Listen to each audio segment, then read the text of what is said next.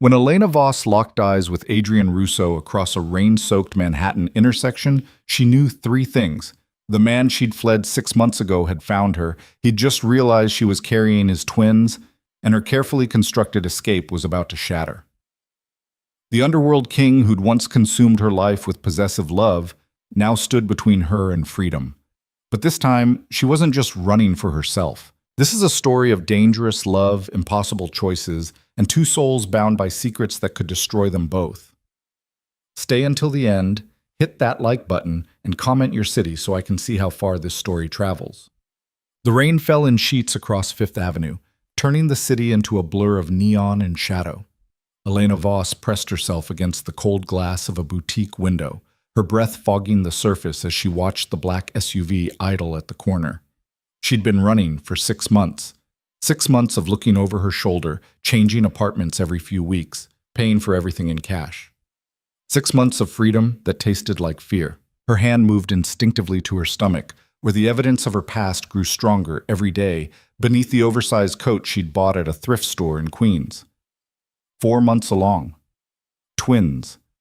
The doctor had said it with such clinical detachment, as if she hadn't just dropped a bomb that would reshape Elena's entire existence. The SUV's door opened. Elena's heart stopped. Even through the rain and distance, she recognized the way he moved. That predatory grace that had first drawn her to him 3 years ago at a charity gala she'd been waitressing. Adrian Russo didn't walk. He commanded space. Every step was deliberate. Every gesture carried weight. The city seemed to hold its breath when he emerged, as if the rain itself considered falling more gently around him. Their eyes met across the crosswalk. Time fractured. Elena saw the exact moment recognition hit him, the way his expression shifted from cold indifference to sharp focus, the subtle tensing of his shoulders, the slight pause in his stride. But it was what came next that made her blood run cold. His gaze dropped, just for a fraction of a second, to her midsection. The coat was bulky, shapeless, designed to hide what she desperately needed to keep secret. But Adrian Russo hadn't built an empire by missing details. His eyes snapped back to hers, and even across the distance, she could read the calculation in them. The math was simple, brutal, and undeniable. 6 months since she'd disappeared from their penthouse without a word, leaving behind only her wedding ring and a note that said, "I can't breathe anymore." 4 months pregnant. The timeline told him everything. Elena ran. She pushed off from the window, her boots splashing through puddles as she turned down a side street. Behind her, she heard the SUV's engine roar to life, heard doors slamming, heard the organized chaos of Adrian's security team mobilizing. He'd found her before, twice in the first month, but she'd gotten better at disappearing. This time, she'd been careful. This time, she'd covered her tracks. This time, she was carrying cargo that made escape exponentially more complicated. The narrow street opened onto a construction site, scaffolding creating a maze of shadows and temporary barriers. Elena ducked under yellow caution tape, her heart hammering against her ribs. She couldn't run like she used to. The pregnancy had already changed her body, made her slower, more vulnerable. But fear was a powerful motivator. She made it 3 blocks before the black sedan cut her off. It appeared as if materialized from the rain itself, sliding to a stop at the intersection ahead. 2 more pulled up behind her. Professional, coordinated, inevitable. This was what happened when you ran from a man who controlled half of New York's underground network. This was what happened when you thought you could simply walk away from Adrian Russo. Elena stopped in the middle of the street, rain streaming down her face, her lungs burning. She was trapped, and they both knew it. The rear door of the center sedan opened. Adrian stepped out, and this time there was nowhere to hide, no distance to soften the impact of seeing him again. He wore a black suit that probably cost more than 6 months of her current rent. His dark hair slicked back by the rain, his face a study in controlled fury.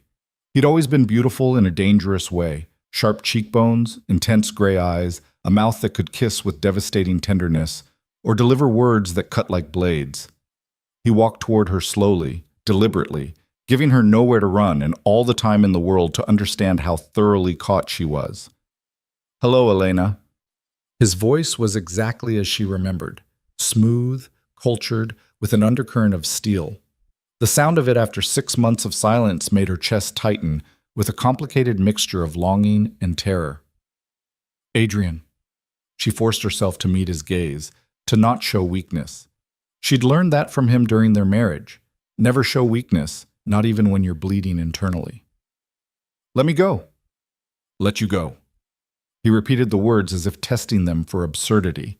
You disappeared in the middle of the night 6 months ago. You've been living in squalor, working as a cashier at a bodega in Sunset Park, eating 1 meal a day. He took another step closer. And you're pregnant with my children. The plural made her flinch. He'd already figured it out. Twins. Of course he had. Adrian probably knew her current address, her work schedule. Maybe even what she'd eaten for breakfast. The realization should have terrified her more than it did, but she was too exhausted for additional fear. They're not yours, she tried, knowing even as she said it how pathetic the lie sounded. His laugh was sharp, humorless. Don't insult both of us. The math is simple, and we both know I was the only man in your bed. He stopped an arm's length away, close enough that she could see the rain beating on his expensive suit, could smell his cologne mixing with the scent of wet asphalt. The question is why you're living like a fugitive instead of in the home I provided. Home? The word erupted from her like a bullet. You mean the cage? The penthouse where I couldn't leave without security escorts? Where you tracked my every movement, controlled who I could see, what I could do? I protected you. His voice dropped, dangerous now. I gave you everything. Everything except freedom. Elena felt tears mixing with the rain on her face. I couldn't breathe, Adrian. Every day felt like drowning. I had to choose between losing myself completely or running, so I ran. And almost killed yourself in the process. He gestured sharply at her, at the dark circles under her eyes, the weight she'd lost everywhere except her growing belly, the cheap coat that was soaked through and probably providing zero warmth. Look at you. You're malnourished, exhausted, living in an apartment that probably has rats. Is this freedom? Is this what you chose? She wanted to argue, but the words stuck in her throat because he was right. The past 6 months had been brutal. Working double shifts at the bodega, living in a studio apartment in a building where the landlord didn't ask questions as long as the rent was paid in cash, eating ramen and cheap bread to save every dollar for when the babies came. Freedom had tasted like poverty and fear, but it had been her choice. It's my life to ruin, she said quietly. Not anymore. Adrian's hand moved and she tensed, but he was only reaching into his jacket. He pulled out a phone, pressed a button. Marcus, bring the car around. We're going home. No. Elena stepped backward, nearly slipping on the wet pavement. I'm not going back there. I'm not going back to being your possession. You're carrying my children. Each word was measured, absolute. Twins, if my sources are correct. You think I'm going to let you live in squalor while my heirs grow inside you? You think I'm going to stand by while you risk their lives and yours? They're not heirs, they're babies, human beings, not chess pieces in your empire. They're both. Adrian's control cracked, just for a moment, letting her see the fury beneath. They're my children, which makes them targets. Every enemy I've ever made will see them as leverage. Every rival will view them as weakness to exploit. And you... He closed the distance between them in 2 strides, his hands gripping her shoulders. Not hard enough to hurt, but firm enough to hold her in place. You're wandering around this city like you have no idea how many people would love to hurt me by destroying you. Elena looked up at him, water streaming between them, and saw something she hadn't expected in his eyes. Not just anger, fear. Adrian Russo was afraid. I can protect myself, she whispered, but even she didn't believe it. No, he said simply. You can't, but I can. The car pulled up beside them, a different one, larger, with windows tinted so dark they looked solid. The door opened from the inside, revealing cream leather seats and climate control that seemed to exist in a different universe from the freezing rain. Please. The word sounded foreign in Adrian's mouth, like he was speaking a language he'd nearly forgotten. Get in the car. Let me keep you safe. If not for me, then for them. His hand moved to her stomach, resting there with a gentleness that contradicted everything about this moment. Through the layers of wet fabric, she felt the warmth of his palm. The babies, their babies, were still too small for her to feel them move, but she imagined them there, suspended in the fluid darkness of her womb, unaware that their existence had just detonated what remained of her carefully planned escape. Elena thought about the apartment waiting for her in Sunset Park. The broken heater, the sirens that wailed through the night, the constant fear that colored every moment. She thought about giving birth in a public hospital, alone, trying to care for 2 newborns while working minimum wage. She thought about all the ways she could fail at this before she even began. Then she thought about the cage, the beautiful, suffocating cage of Adrian's world. "If I get in that car," she said slowly, "I need promises. Name them. No more tracking my every move. No more security escorts to the bathroom. I need space to breathe, Adrian. I need to remember what it feels like to be a person, not a possession." Something shifted in his expression, calculation mixed with something that might have been understanding. "I can't promise complete freedom. Not when your safety and our children's safety are at stake. But I can promise compromise. We negotiate. We find a middle ground. I want my own bank account, my own money. Done. I want to be able to leave the penthouse without asking permission. With security." His tone left no room for negotiation on that point. Non-negotiable, but discreet. They stay back. They give you space. Elena studied his face, looking for the trap, the hidden claws that would slam shut around her once she was back in his territory. But all she saw was grim determination and that underlying current of fear. Fear for her, fear for the babies, fear of losing something he'd already lost once. "And if it doesn't work?" she asked. "If I feel like I'm drowning again? Then we talk about it, before you disappear in the middle of the night, before you put yourself through hell to get away from me." His hands tightened slightly on her shoulders. "I'm not the same man I was 6 months ago, Elena. Losing you, it changed things. Made me look at what I'd built and realize some of it was a prison. For you or for me? Both." The admission hung between them, heavy with meaning. Adrian Russo wasn't a man who admitted weakness, who acknowledged fault, but here he stood in the rain, offering something that looked dangerously close to vulnerability. Elena took a shaky breath. She was so tired. Tired of running, tired of being afraid, tired of pretending she could do this alone. The babies deserved better than her pride. They deserved safety, resources, a fighting chance at life, even if it meant walking back into the lion's den. "Okay," she whispered. "But if this goes wrong, it won't." Adrian's hand slid from her stomach to her lower back, guiding her toward the car. "I won't let it." She let him help her into the sedan, the heated interior a shock after the freezing rain. He slid in beside her, pulling the door shut, and suddenly they were cocooned in warmth and silence. Through the tinted windows, she could see a security team forming up around the vehicle. 6 men, all armed, all watching the street with predatory awareness. This was Adrian's world. Power, control, the kind of influence that bent reality around it.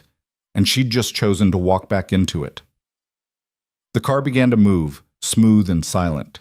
Elena stared out the window, watching Sunset Park disappear behind them as they headed toward Manhattan, toward the gleaming towers that housed Adrian's empire.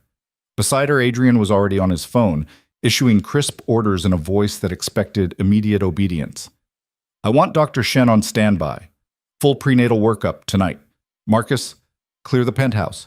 I want everyone except essential security out. And contact Harrison. Tell him I need a new security protocol implemented immediately." He was building a fortress around her before they'd even arrived. Elena closed her eyes, feeling the weight of her choice settle over her shoulders. She'd traded freedom for safety, autonomy for protection. The question was whether she'd made the right call or just traded one form of captivity for another. The car climbed into the city, rain streaming down the windows, carrying them toward whatever came next. The penthouse was exactly as she remembered, a testament to wealth and taste, all floor-to-ceiling windows, modern furniture, and art that probably cost more than most people's houses. But it was the view that had always captivated her. Manhattan spread out like a glittering kingdom, the city that never slept now veiled in rain and fog. Adrian's kingdom. She stood in the entryway, dripping water onto marble floors that probably cost more per square foot than her monthly rent, feeling like an intruder in a place that had once been her prison. The penthouse felt different now, larger, emptier, like it had been waiting for her to return. Elena! She turned to find Adrian watching her from the hallway, jacket discarded, shirt sleeves rolled up to reveal forearms corded with muscle. He'd always looked most dangerous like this, slightly undone, the civilized veneer thin enough to see the predator beneath. Dr. Shen is setting up in the guest suite. She'll do a full examination, make sure you and the babies are healthy. He moved toward her, each step measured. When was the last time you saw a doctor? 3 weeks ago, free clinic in Brooklyn. His jaw tightened. 3 weeks. Were they even qualified to handle a twin pregnancy? They did their best with what they had. Their best isn't good enough, not for my children. He stopped in front of her, close enough that she had to tilt her head back to maintain eye contact. Not for you. There it was again, that possessive edge that had defined their marriage. The certainty that he knew what was best, that his resources and power could solve everything. It was part of what had made her fall for him initially, that absolute confidence, and part of what had driven her away. I need to get out of these wet clothes, she said, needing distance, needing air. Your closet is untouched. Everything's where you left it. Of course it was. Adrian didn't dispose of things he considered his. He kept them, waiting for the moment he could reclaim them. Elena walked down the familiar hallway, her wet boots squelching on hardwood floors. The master bedroom was massive, a California king bed, sitting area, balcony overlooking the city. Her closet was a room unto itself, still filled with the designer clothes Adrian had bought her. She'd left with nothing but what she could fit in a backpack, abandoning thousands of dollars in wardrobe. Looking at it now felt surreal, like stepping into a museum of her past life. She stripped off the wet clothes, letting them fall in a sodden heap. Underneath, her body had changed in ways both subtle and obvious. Her breasts were fuller, tender. Her belly rounded in a way that couldn't be hidden much longer. And there, she pressed a hand to her abdomen. Somewhere inside were 2 tiny humans, growing larger every day. Adrian's children. The thought sent a complicated shiver through her. She'd loved him once. Loved him with the kind of intensity that burned everything else away. But love wasn't enough when it came with chains. Love wasn't enough when it suffocated. She pulled on dry clothes, soft leggings, and an oversized sweater that accommodated her changing body. When she emerged, Adrian was waiting in the bedroom, and the expression on his face when he saw her made her breath catch. Hunger. Pure, undisguised hunger. Don't, she said sharply. Don't what? Look at me like that, like you own me. I don't own you. He moved closer, his voice dropping. But I'd be lying if I said seeing you here, carrying my children, doesn't affect me. We were married for 2 years, Elena. I know every inch of you. The idea that you've been going through this alone, that I haven't been there. You weren't there because I chose to leave. That hasn't changed. Hasn't it? He gestured at the room around them. You're here now. For the babies, not for you. The words landed like a physical blow. She saw him absorb them, saw the flash of pain before his expression shuddered. Understood, he said coolly. Dr. Shen is ready for you. The examination was thorough and professional.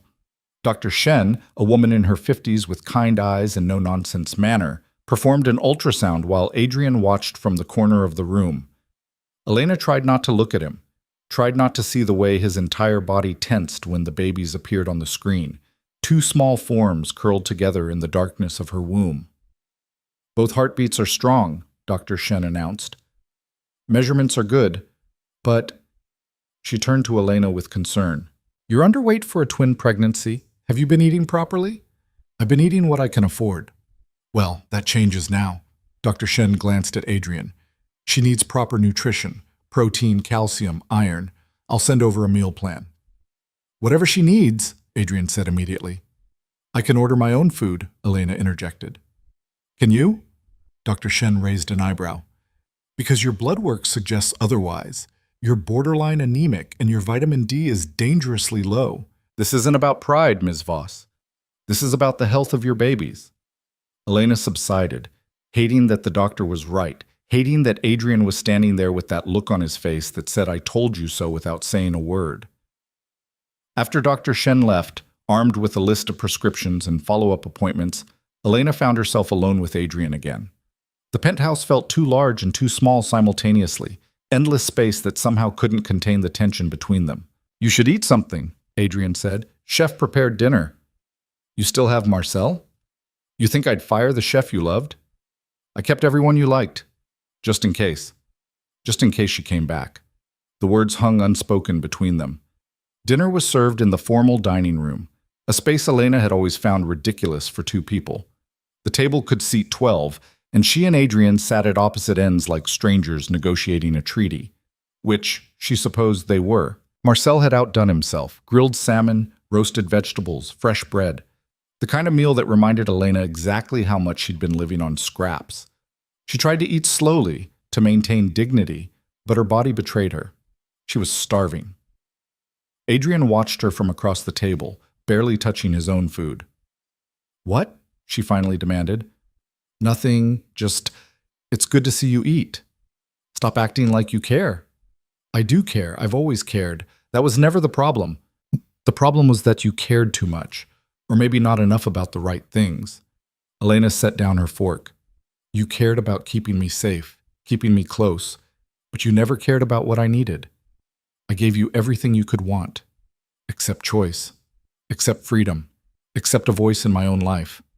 She leaned forward. Do you know what it feels like to wake up every day and realize you're living someone else's version of your life? That every decision has already been made for you? Adrian's hand tightened on his wine glass. I was protecting you. From what? The world? Life? Myself? From the people who would hurt you to get to me. From the dangers you couldn't see. He stopped, jaw working. You have no idea what I've done to keep you safe. What I've had to do. Then tell me. No. The single word was final, absolute. This was the wall she'd always hit with Adrian, the refusal to let her into the darker parts of his world. He'd protect her from it, shield her from it, but never trust her enough to share it. There it is, Elena said quietly. The real problem. You don't trust me. I trust you with everything except yourself. Adrian stood, circling the table toward her.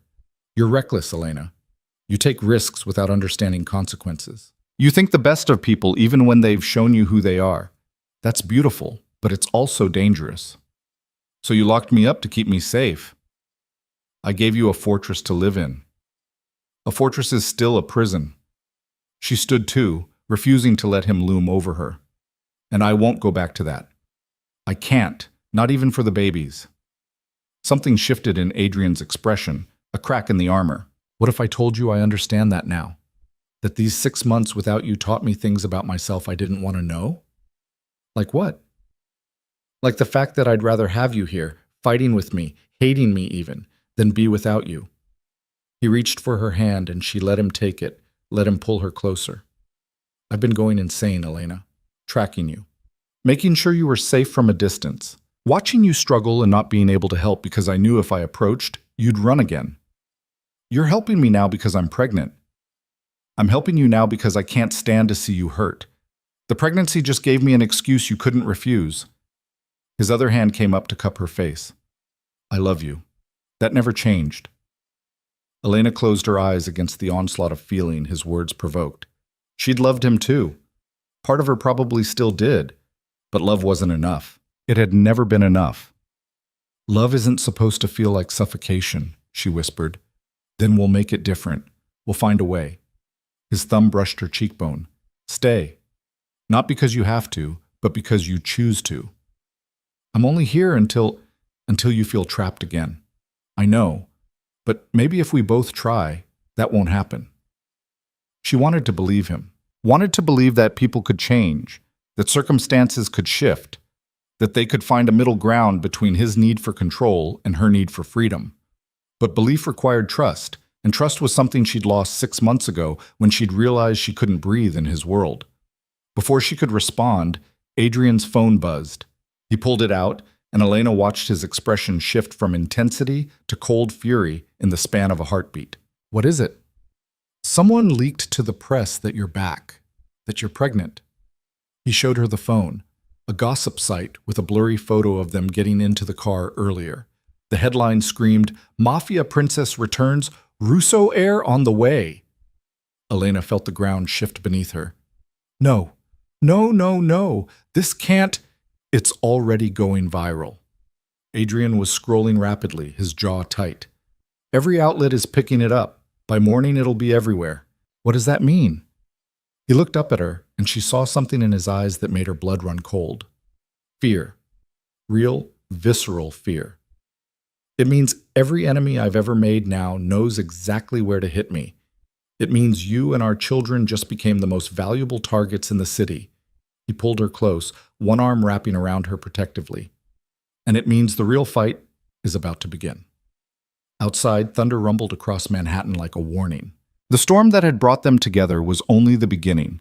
What came next would test everything, their fragile peace, their impossible love, and whether they could protect the family they'd created from forces neither of them could fully control.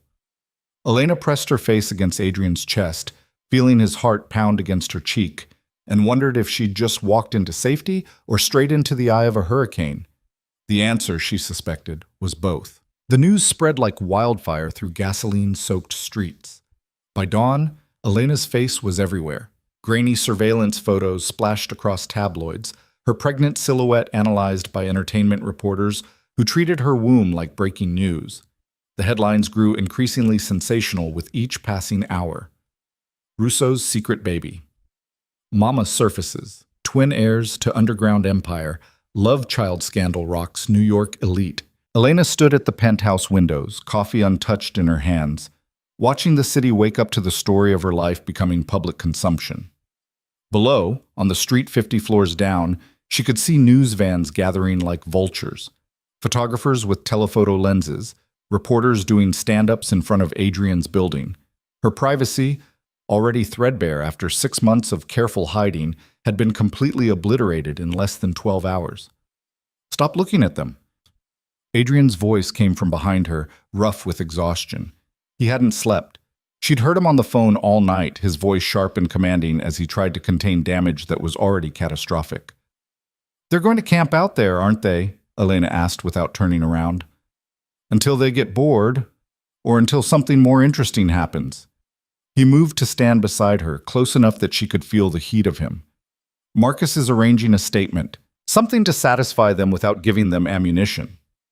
"What kind of statement?" "Yes, I impregnated my estranged wife, and she fled in terror?" "Something more along the lines of reconciliation and privacy during this time." Adrian's hand came to rest on the small of her back. "The narrative matters, Elena. What story they tell shapes what happens next." She finally turned to look at him. He was still in yesterday's clothes, his shirt wrinkled, tie discarded somewhere. Dark circles shadowed his eyes, and his jaw was tight with stress. But beneath the exhaustion, she saw the same predatory focus that had built his empire. A man who thrived in crisis. "What happens next is that every dangerous person in your world knows I exist," she said. "Knows about the babies. You said it yourself last night. I'm a target now." "You were always a target. That's why I kept you close." His hand tightened on her back. "But yes, this accelerates things, makes them more complicated." "Complicated how?" Adrian hesitated, and Elena recognized that pause. The internal calculation of how much truth to share versus how much to withhold for her protection. It was a dance they'd done throughout their marriage, and one of the many reasons she'd left. "Don't," she said sharply. "Don't decide for me what I can handle. If I'm in danger, I deserve to know the details." "You want details?" His eyes hardened. "Fine. I have 3 active rivals who would love nothing more than to hurt me through you. Victor Konstantin runs the Russian operations in Brighton Beach. He's been trying to move into my territory for 2 years. Then there's the Chen family out of Chinatown, who I had a disagreement with last year over port access. And Marcus DeLuca, who thinks because we share a last name that he's entitled to a piece of my business." "DeLuca. You're related?" "Distant cousin. Emphasis on distant." Adrian's jaw worked. He's ambitious, sloppy, and vindictive. Worst combination. Any of them would see you as leverage, as a way to control me. Elena felt cold despite the warmth of the penthouse. "So what do we do?" "We make you untouchable." Adrian pulled out his phone, showing her a document. "This is a prenuptial agreement revision. It stipulates that if anything happens to me, you and the children inherit everything. Complete control of all assets, all businesses, both legitimate and otherwise. Why would that make me untouchable? Because it makes killing me counterproductive. Right now, if I die, my empire fractures. Different factions fight over the pieces. But if you inherit, if you become the queen of this empire, he smiled without humor, then I'm worth more alive. And you become too valuable to harm, because harming you means losing access to everything I've built. Elena stared at this document, her mind reeling. You want to make me your heir. I want to make you and our children the foundation of a succession plan, so ironclad that touching you becomes suicide for anyone stupid enough to try. Adrian's voice dropped. It's protection, Elena, the kind that actually works. It's also a cage. You're binding me to your empire whether I want it or not. I'm giving you power. There's a difference. Is there? She pushed away from him, needing space. Because from where I'm standing, it looks like you're just finding new ways to control me, making me dependent on your world, your rules.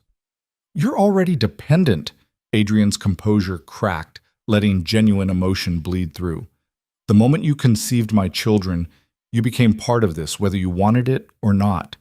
The only question is whether you face it with resources and protection or with nothing but stubborn pride. The words stung because they were true. Elena pressed a hand to her stomach, feeling the subtle curve there. The babies didn't care about her principles or her need for autonomy. They needed safety, food, a world where they could grow up without constantly looking over their shoulders. Hate this, she whispered. I know.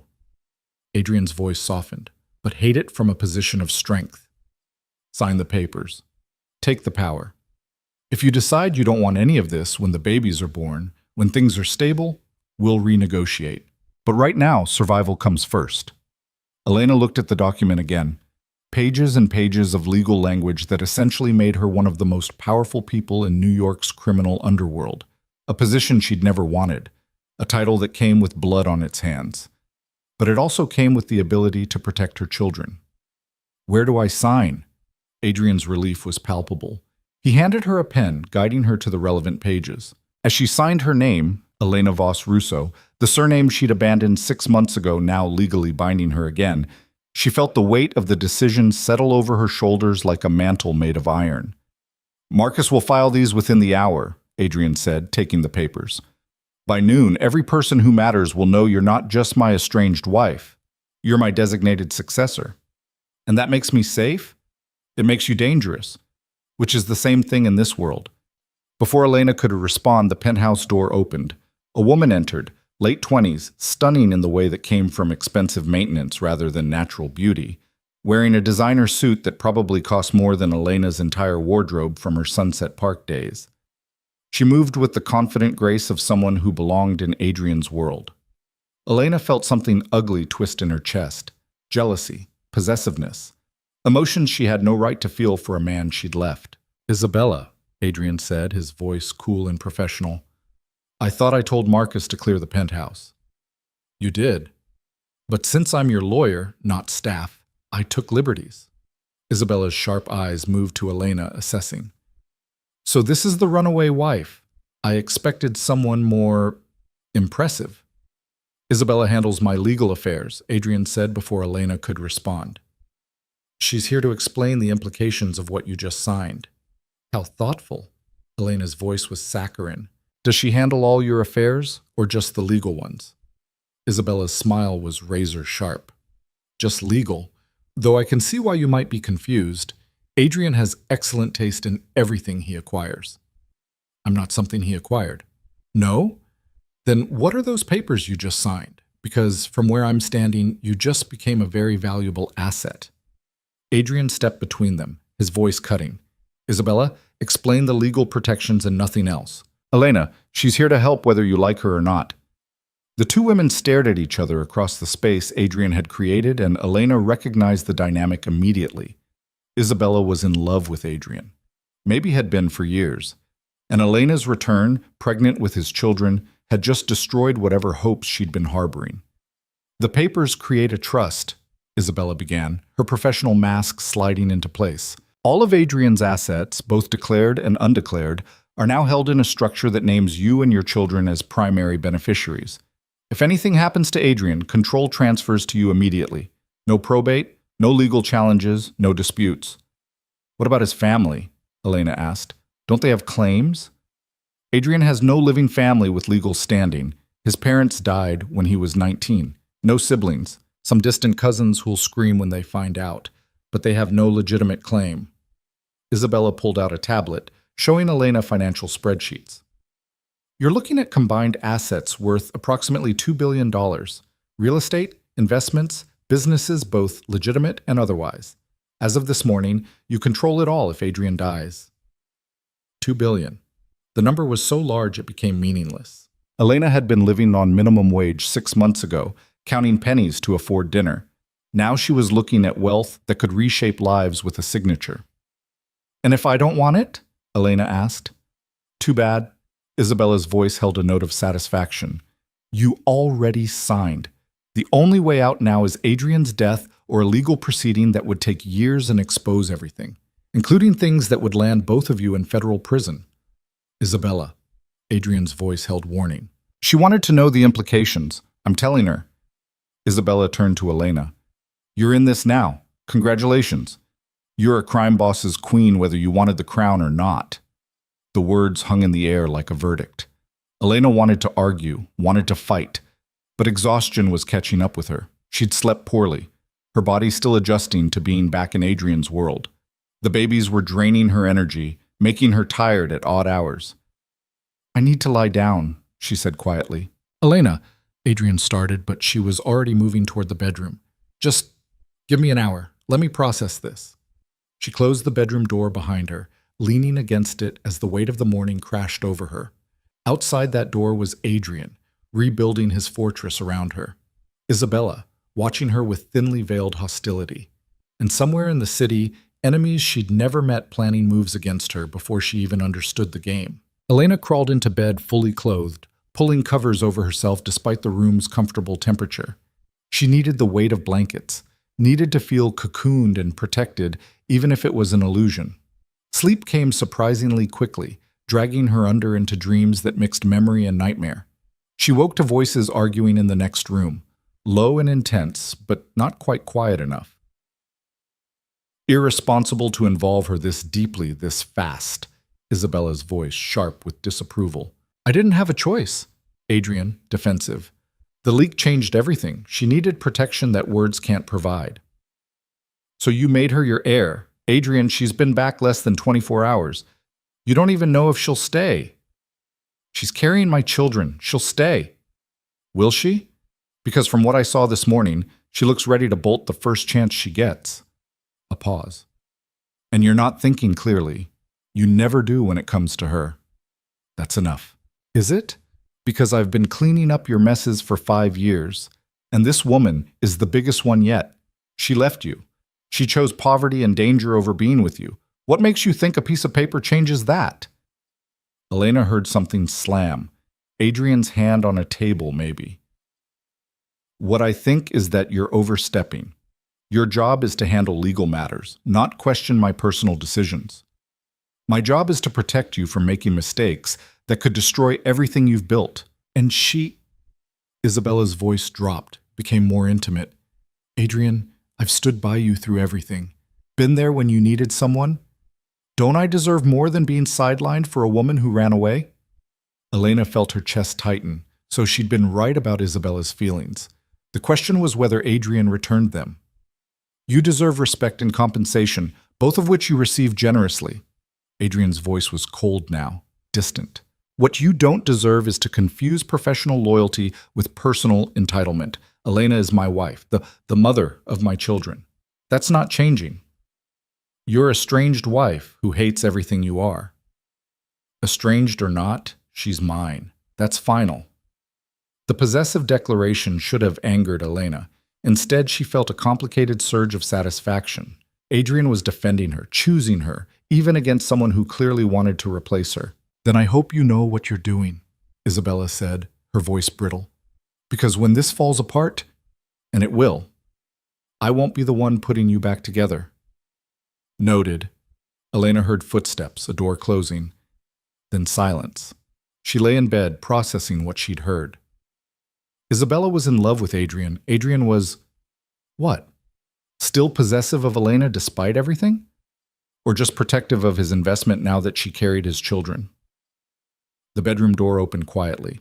Adrian entered, moving carefully like he expected her to still be asleep. When he saw her eyes open, he paused. How much did you hear? Enough? Elena sat up, pushing hair from her face. Is she in love with you? Probably. Adrian said it like it was irrelevant. But I've never given her reason to think those feelings were reciprocated. Because you're still hung up on your runaway wife? Because I don't want her that way. I never have. He moved closer, sitting on the edge of the bed. Isabella is brilliant at her job. She's also ambitious and calculating. Those qualities make her an excellent lawyer.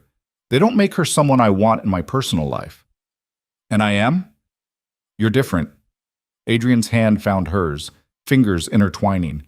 You've never wanted anything from me except to be seen, to be valued as more than an accessory or asset. Even when I failed to give you that, even when I suffocated you with protection, you never tried to use me. You just tried to survive me.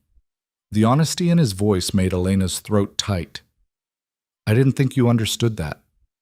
I didn't. Not at first.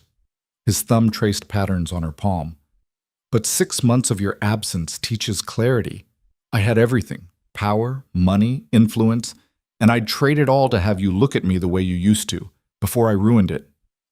Adrian, let me finish. He took a breath. I know you're only here because of the babies. I know you don't trust me, but I'm asking you to give me a chance to prove I've learned, that I can be what you need instead of just what I think you should want. Elena studied his face, looking for deception and finding only exhausted sincerity. This was a side of Adrian she'd seen only in their earliest days together, before the walls went up, before control became his primary language of love. What does that look like? She asked carefully. You proving you've changed? I don't know yet. We figure it out together. His grip on her hand tightened. But it starts with honesty. No more hiding things to protect you. No more making decisions without your input. We're partners in this, or we're nothing. Partners? The word tasted strange. They'd been many things, lovers, spouses, captor and captive in some twisted dance. But partners implied equality, something they'd never truly achieved. Equal say in decisions that affect both of us, Adrian continued. Transparency about threats, and freedom to leave if you choose it, though I'll fight like hell to make you want to stay. And if I still feel like I'm drowning, then we surface together, or we drown together. But we don't do it alone anymore. Elena wanted to believe him, wanted to trust that people could change, that circumstances could shift the fundamental dynamics between them. But trust was earned, not given. And Adrian would have to prove his words with actions. Okay, she said slowly. We try. But the first time I feel that cage closing around me again, you tell me. You don't run. You give me a chance to fix it before it breaks. Adrian lifted her hand to his lips, pressing a kiss to her knuckles. That's all I'm asking. A chance. Before Elena could respond, his phone buzzed. He checked it, and his expression darkened immediately. What? Victor Constantine just made contact. He wants a meeting. Elena's blood ran cold. The Russian from Brighton Beach? One of the people who might target me? Yes. Adrian was already standing, his mind shifting into tactical mode. This is either a peace offering or a trap. Either way, I need to know which. So you're going to meet him? I don't have a choice. Ignoring him looks weak. Weak gets you killed in this business. He was already pulling out his phone, typing rapidly. I'll take Marcus and a full security team. You stay here behind the penthouse security. When? Tonight. Neutral ground. A restaurant in Midtown, he suggested. Adrian's jaw was tight. This is what I meant about transparency. Constantine knows about you now. About the babies. He's making a move because he sees opportunity. What kind of opportunity? That's what I need to find out. Adrian cupped her face, his touch gentle despite the violence in his eyes. Whatever happens, you stay safe. That's non-negotiable. I don't like you walking into a potential trap. I've been walking into potential traps my whole life. I'm good at it. He kissed her forehead, quick and possessive. Trust me to come back. He left her there, already on the phone coordinating security protocols, his voice sharp with authority. Elena sat on the bed, one hand on her stomach where their children grew, and realized with crystal clarity that this was her life now, waiting for dangerous men to make dangerous moves, hoping the father of her children survived each new day. She'd thought freedom meant escape, but maybe freedom was choosing which battles to fight, and she'd just chosen to fight beside Adrian rather than alone. The question was whether they'd both survive what came next. The hours before Adrian's meeting crawled by with agonizing slowness. Elena tried to distract herself, reading pregnancy books, doctor. Shen had left, attempting to eat the lunch Chef Marcel prepared, even flipping through design magazines in a desperate attempt to think about anything other than what could go wrong. Nothing worked. By 7 p.m., when Adrian emerged from his office dressed for war in a black suit and carrying a tension that filled the penthouse, Elena was wound so tight she thought she might shatter. "You don't have to do this," she said, knowing it was pointless even as the words left her mouth. "Yes, I do."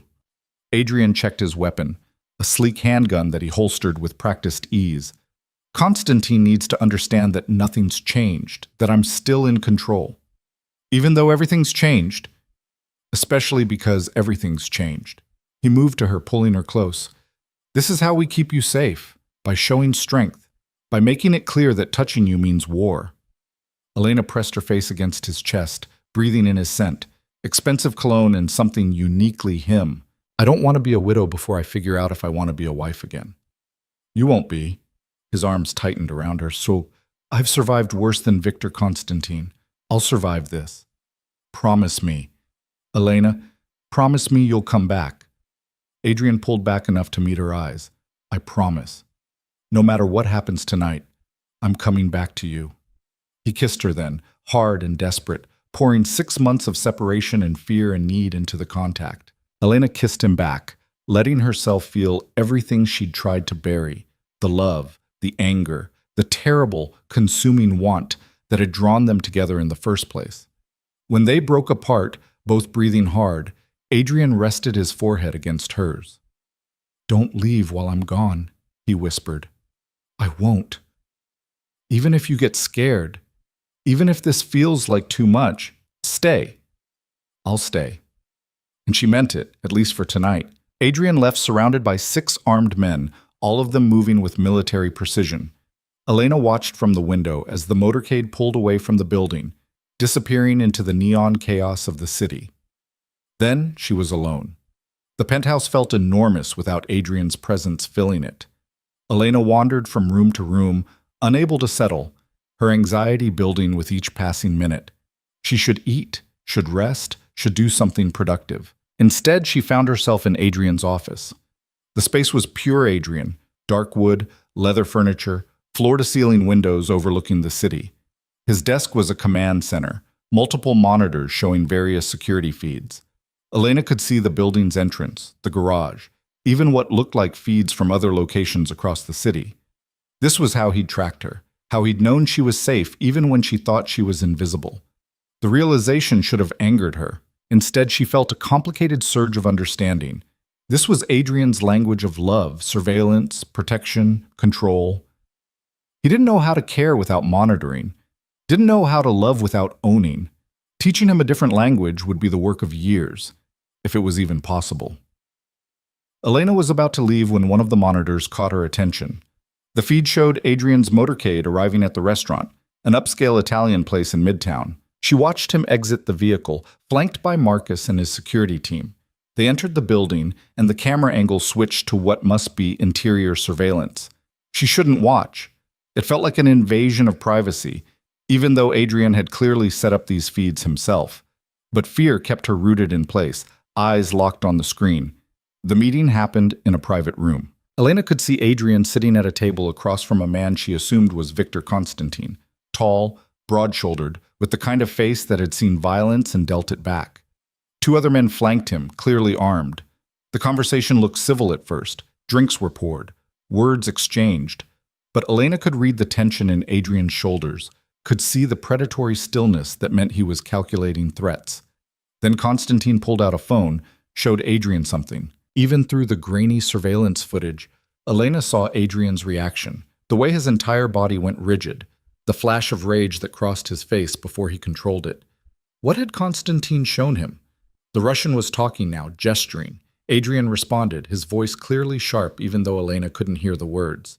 The temperature in the room changed, civility evaporating into something far more dangerous. Adrian stood. So did Constantine. For a moment, Elena thought violence would erupt right there.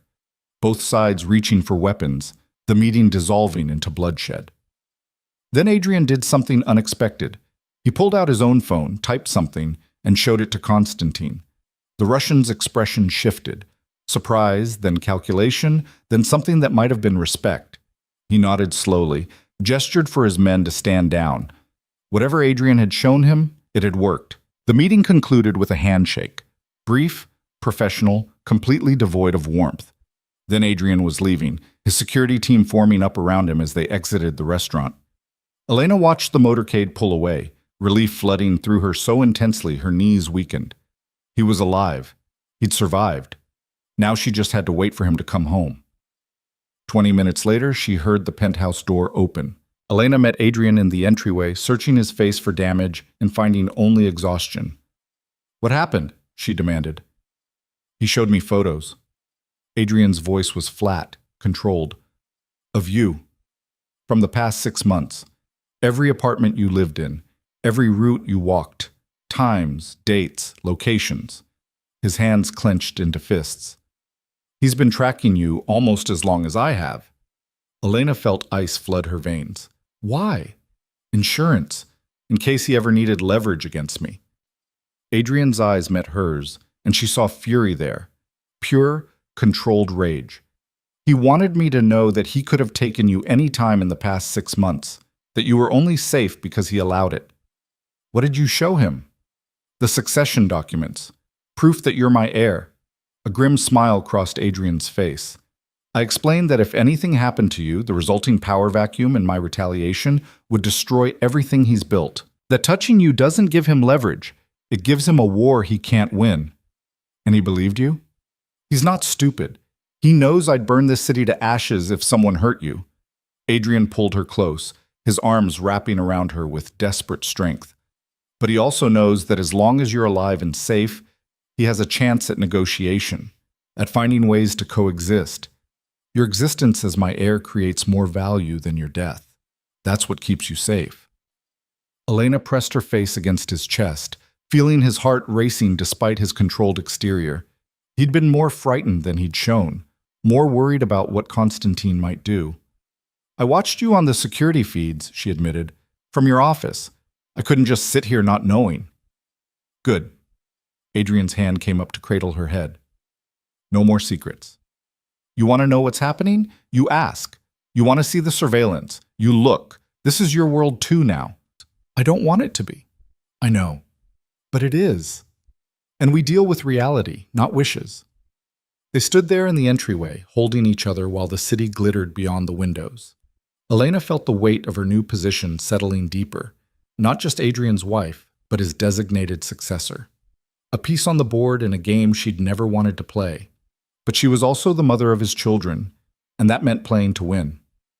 "Teach me," she said quietly. "Teach you what?" "How this works. Your world. The rules. The players." Elena pulled back to look at him. "If I'm going to be your heir, if I'm going to protect our children, I need to understand the game." Something shifted in Adrian's expression, surprise mixed with pride. "You want to learn the business?" "I want to survive it. There's a difference." "Survival is a good start." Adrian led her toward his office. "Then let's begin your education." They spent the next 3 hours in his office while Adrian explained the structure of his empire. The legitimate businesses that provided cover, real estate development, import-export companies, nightclubs, and the shadow operations underneath, protection rackets, controlled gambling, strategic partnerships with other organizations. It was overwhelming and terrifying and grimly fascinating all at once. Elena had known Adrian operated outside the law, but understanding the scope of it was different. He didn't just break rules, he created parallel systems where his rules were the only ones that mattered. "Who else knows about the succession plan?" Elena asked as midnight approached. "Isabella filed it this afternoon. By now, everyone who matters has heard. Adrian pulled up a list on his computer. Constantine knows. The Chen family will know by morning. Marcus DeLuca probably already knows. He has sources in the legal community. And they'll all react? Differently. Constantine saw it as a stabilizing force. One clear successor means less chaos if something happens to me. The Chens will probably appreciate the clarity. But DeLuca, Adrian's jaw tightened. He'll see it as a threat. He thinks he should have been my heir by blood. Having you named instead is a personal insult. So, he's the one we need to worry about? He's the one most likely to do something stupid, yes. Adrian stood, stretching. But that's a problem for tomorrow. Right now you need sleep. Dr. Shen was very clear about rest being essential for twin pregnancies. Elena wanted to argue, wanted to keep learning, but exhaustion was catching up with her. The babies seemed to drain her energy faster each day. She let Adrian guide her back to the bedroom, his hand warm on her lower back. "Will you stay?" she asked as he started to leave. Adrian paused at the doorway. "In the bedroom?" "Just stay, please. I don't want to be alone tonight." She saw the war in his expression, the desire to stay versus the fear of pushing too hard too fast.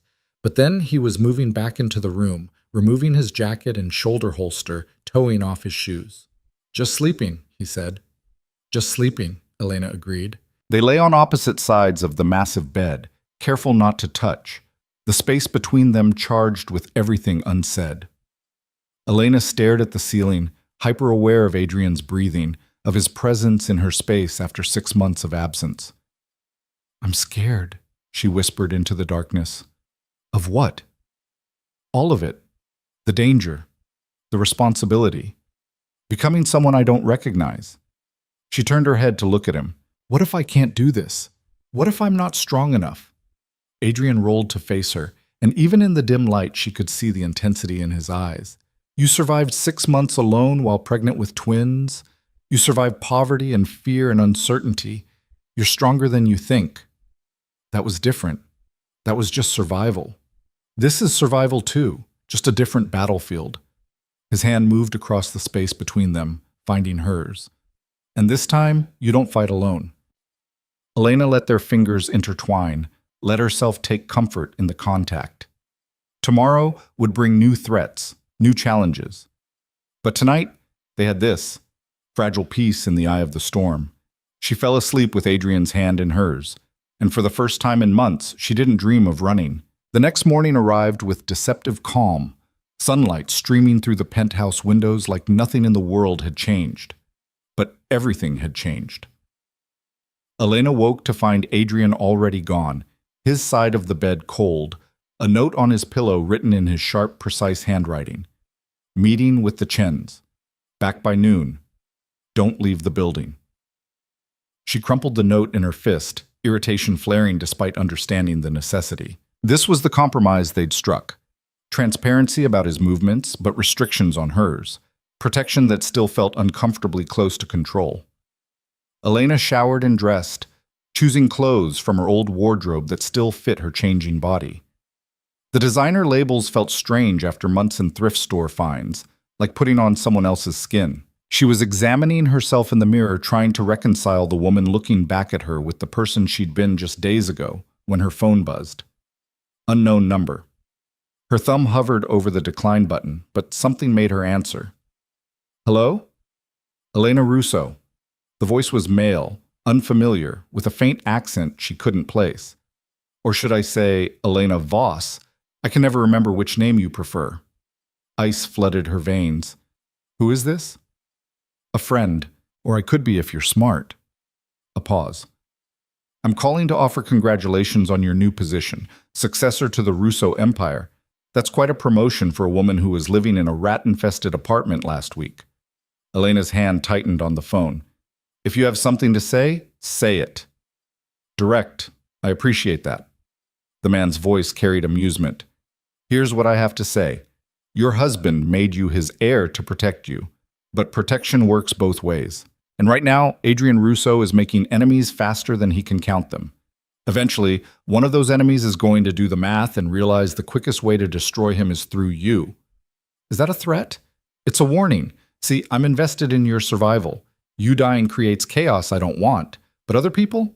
They're not so forward-thinking. A sound like traffic in the background. Marcus DeLuca, for instance. He's very upset about being passed over for succession. Upset men do stupid things. Why are you telling me this? Because I want you to understand something important. Adrian can't protect you from everything. His control isn't absolute. And the moment you realize that, the moment you understand how vulnerable you really are, you'll start making smarter choices. Choices like what? Like who you trust, who you listen to, who you let close. The voice dropped, became more intimate. I'll be in touch, Elena. When things get dangerous, and they will, remember that you have options. You're not as trapped as Adrian wants you to believe. The line went dead. Elena stood frozen, her heart hammering. She should tell Adrian immediately. This was exactly the kind of threat he needed to know about. But something held her back, the caller's words echoing in her mind. You're not as trapped as Adrian wants you to believe. Was she trapped?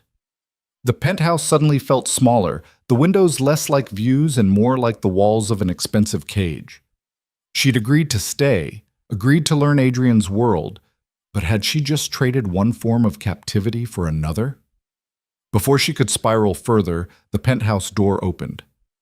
But it wasn't Adrian who entered. It was Isabella, carrying a leather portfolio and wearing an expression that suggested she'd rather be anywhere else. "What are you doing here?" Elena asked, not bothering with pleasantries. "Adrian asked me to review some documents with you, estate planning for the babies." Isabella set the portfolio on the dining table with more force than necessary. "Apparently, even though you're the heir, there are additional protections needed for the children specifically. He didn't mention that this morning. He probably didn't want to overwhelm you, given that you're so new to all of this."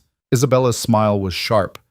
"Must be difficult learning an entire world overnight, especially one you clearly never wanted to be part of."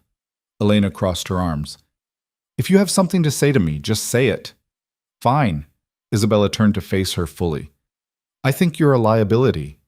You don't understand this world, don't respect it, and your presence is making Adrian vulnerable. He's distracted, making emotional decisions instead of strategic ones, and that's going to get people killed. People like you? People like everyone in his organization who depends on him to be smart."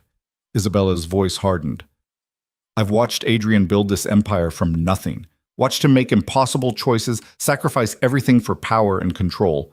And then you show up, pregnant and helpless, and suddenly he's willing to risk it all for someone who can't even commit to staying." The words hit harder than Elena wanted to admit because there was truth in them. She hadn't committed to staying. She was here out of necessity, not choice. And Adrian was making himself vulnerable for her. "I didn't ask for any of this," Elena said quietly. "No, you just asked to be his wife. You married into this world willingly. You just didn't like what that meant when the reality set in." Isabella pulled documents from her portfolio. "These are trust structures for your children. Sign them and I'll get out of your hair." Elena approached the table, scanning the papers. The legal language was dense, but the gist was clear. Separate trusts for each baby, protected assets that couldn't be touched even if something happened to both her and Adrian, provisions for guardianship, education, security. "Who becomes guardian if we both die?" Elena asked. "Marcus Vega, Adrian's head of security. He's the only person Adrian trusts completely." Isabella pointed to a clause. "But you can designate a co-guardian if you want, family member, close friend. Anyone you'd want raising your children if the worst happens." Elena thought about her family, parents she hadn't spoken to in 3 years, a sister who'd cut her off when she married Adrian, people who'd made it clear that choosing Adrian meant choosing exile from their lives. She had no one. "Marcus is fine," she said, signing where Isabella indicated. "Good, because frankly, I can't think of anyone better. Marcus is loyal to Adrian beyond reason. He'd protect those babies with his life." Isabella gathered the papers. "Unlike some people, he understands what loyalty means. You think I'm disloyal because I left? I think you're disloyal because you came back only when you needed something. Safety, resources, protection for your children. If you weren't pregnant, you'd still be in that apartment in Sunset Park, pretending you were free while slowly destroying yourself." Isabella's eyes glittered. "At least be honest about what this is. You're using Adrian just as much as you claim he used you." The accusation stung because Elena couldn't entirely refute it. Yes, she'd come back because she needed help. Yes, she was accepting Adrian's protection for the baby's sake. But that didn't mean her feelings were purely transactional. Did it? I love him, Elena said, the words surprising her even as she spoke them. I left because I loved him enough to know we were destroying each other, and I came back because I love him enough to try again. Love? Isabella laughed, the sound bitter. You think love matters in this world? Love is a weakness, a vulnerability that gets exploited. Adrian loved you so much he couldn't function without you, and that made him sloppy, made him miss threats he should have seen coming. What threats? Isabella hesitated, and Elena saw the internal debate.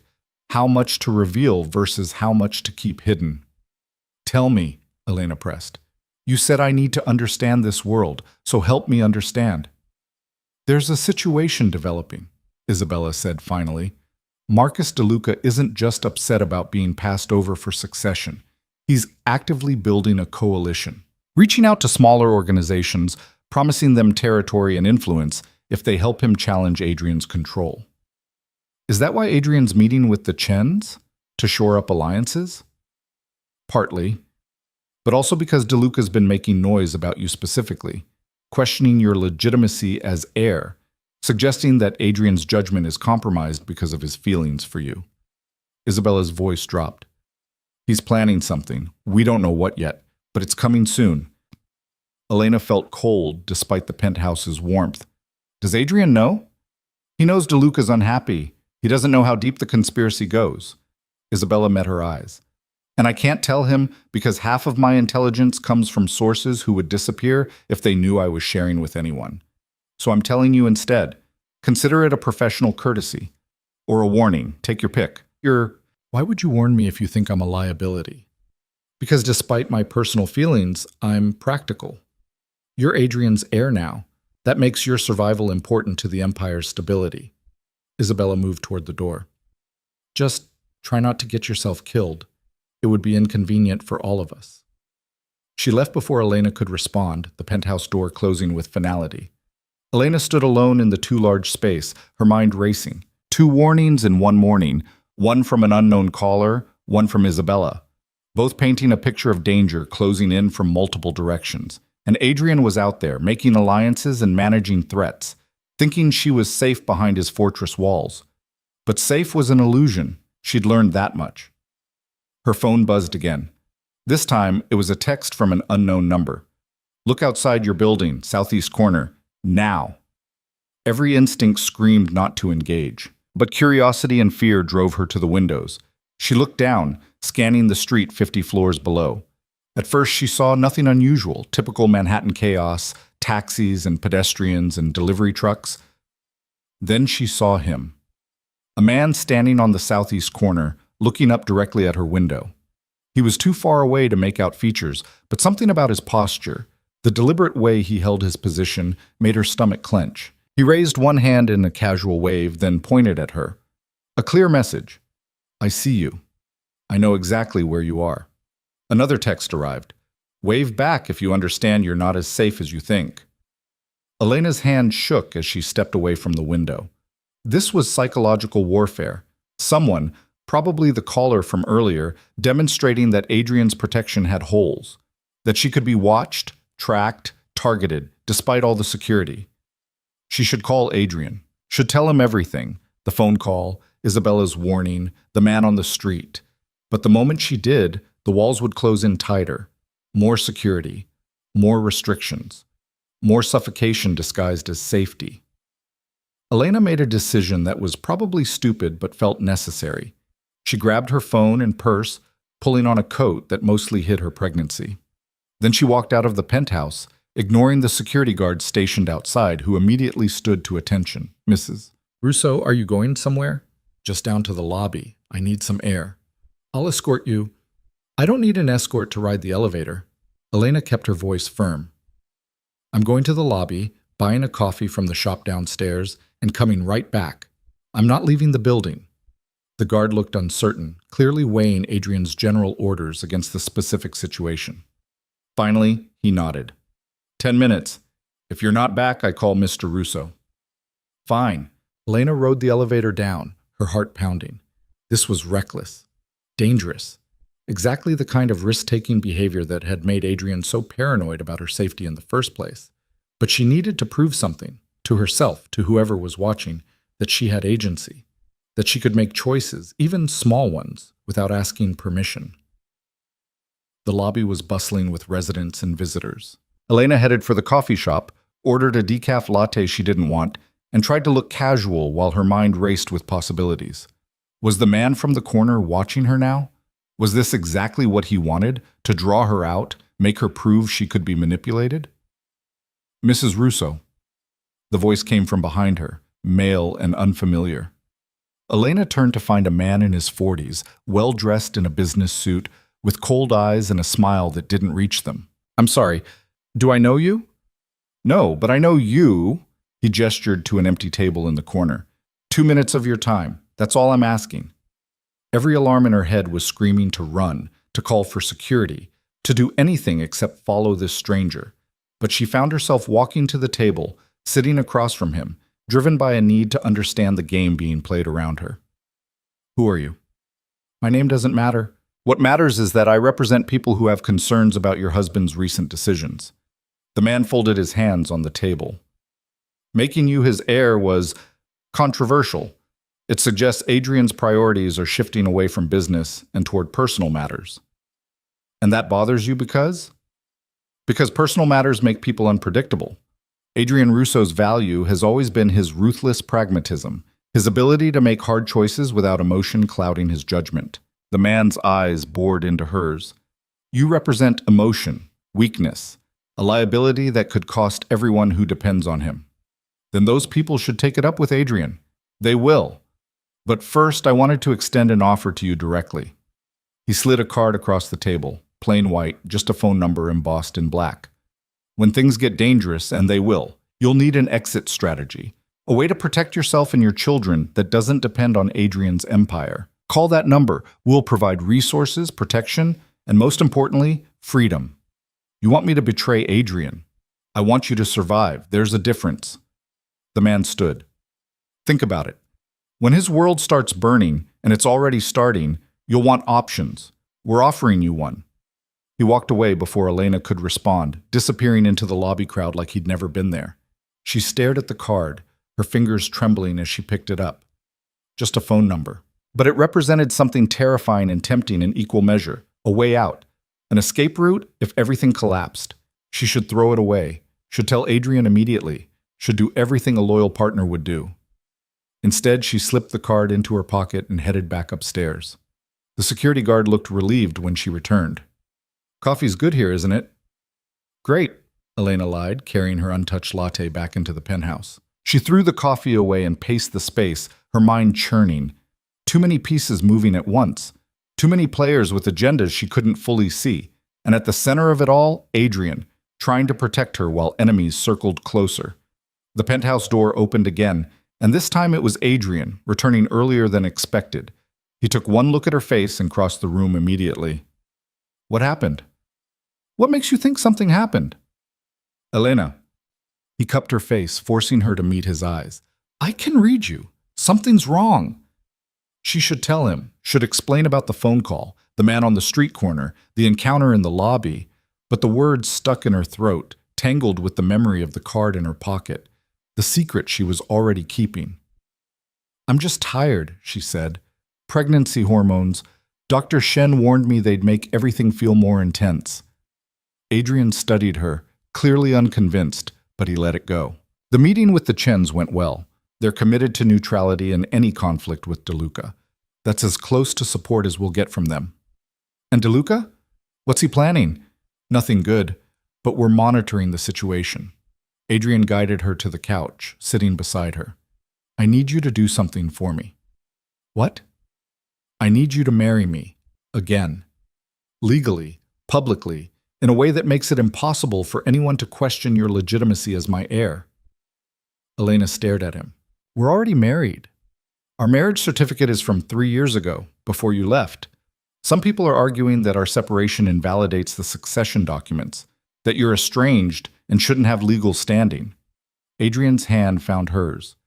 A remarriage, a public ceremony, witnesses from the major organizations. It solidifies your position, makes it undeniable. You want to use our wedding as a political statement. I want to protect you the only way I know how, by making your status so legally ironclad that challenging it becomes impossible. He searched her face. I know it's not romantic. I know it's strategic. But in this world, strategy is how we survive. Elena thought about the card in her pocket, the exit route she hadn't asked for but now possessed. Remarrying Adrian would close that door, would bind her even more tightly to his world, his empire, his fate. But it would also protect their children, would give them the legal foundation they needed to inherit, to be safe, to have futures not defined by their father's enemies. When? She asked quietly. 3 days, Friday evening. I'll invite representatives from every organization that matters. Make it an event they can't ignore. Adrian's thumb traced circles on her palm. I know this isn't what you wanted, but it's what we need. I want one thing in return. Name it. I want to be involved in security decisions, not just informed after the fact, actually involved in planning, in strategy. Elena met his eyes. If I'm going to be your heir, your partner in this, then I need to be treated like one. No more protecting me from information you think I can't handle. Adrian hesitated, and she could see the war in his expression, the instinct to shield her battling against his promise of transparency. Okay, he said finally, starting now, full transparency, equal partnership. Starting now, Elena echoed, even as the card in her pocket felt like it was burning a hole through the fabric. She was lying to him, keeping secrets, exactly the kind of behavior that had poisoned their first marriage. But telling him about the encounters would trigger a lockdown she wasn't sure she could survive. And the card was insurance. A backup plan she hoped never to use but couldn't bring herself to destroy. I love you, Adrian said quietly. I know I don't say it enough. I know I show it in twisted ways. But I need you to know everything I do, every decision I make, it's to keep you and our children safe. I know. And she did know. That was the tragedy of it. Adrian loved her in the only way he knew how, with possession and protection and control disguised as devotion. The question was whether she could love him back without losing herself in the process. They spent the rest of the day planning the remarriage ceremony. Adrian made calls, coordinated with Isabella on legal documentation, arranged for a judge who owed him favors. Elena watched him orchestrate their wedding like a military operation, efficient and precise, turning their love into leverage. Night fell over Manhattan, the city lights coming alive like stars in reverse. Elena stood at the windows while Adrian worked in his office, one hand on her stomach where the babies grew. She could feel them now, subtle flutters, that doctor. She said would soon become kicks. Her children. Adrian's children. Heirs to an empire built on violence and control. What kind of mother brought children into this world willingly? Her phone buzzed. Another unknown number. Another text. Friday's wedding is a trap. DeLuca's planning something during the ceremony. Watch your back. Elena's blood ran cold. She stared at the message, then at Adrian through the office doorway, oblivious to the warning as he coordinated his elaborate chess game. She should tell him. Right now. Immediately. But telling him meant explaining how she'd gotten the message. Meant admitting she'd left the penthouse alone. Met with strangers. Taken a card with an escape route phone number. Meant revealing that she'd been lying, keeping secrets, doing exactly what he feared most, operating independently in a world that could kill her. Elena deleted the message and pocketed her phone. She'd handle this herself, somehow. She'd keep her eyes open during the ceremony, stay alert for threats. And if something happened, if DeLuca made his move, she'd be ready. Or at least, that's what she told herself as she crawled into bed that night. Adrian's arm heavy across her waist, his breathing deep and even with sleep. She lay awake in the darkness, the card still in her coat pocket in the closet, the warning text deleted but seared into her memory. 3 days until the remarriage. 3 days to figure out how to protect Adrian from a threat she couldn't reveal without exposing her own deceptions. 3 days to decide whether she was truly Adrian's partner or just another person keeping dangerous secrets in a world built on lies. Outside, the city hummed with nocturnal energy, cars and sirens, and the endless pulse of millions of lives intersecting. Somewhere out there, Marcus DeLuca was planning something. Somewhere, enemies were circling. Somewhere, the future was rushing toward them like a freight train with failed brakes.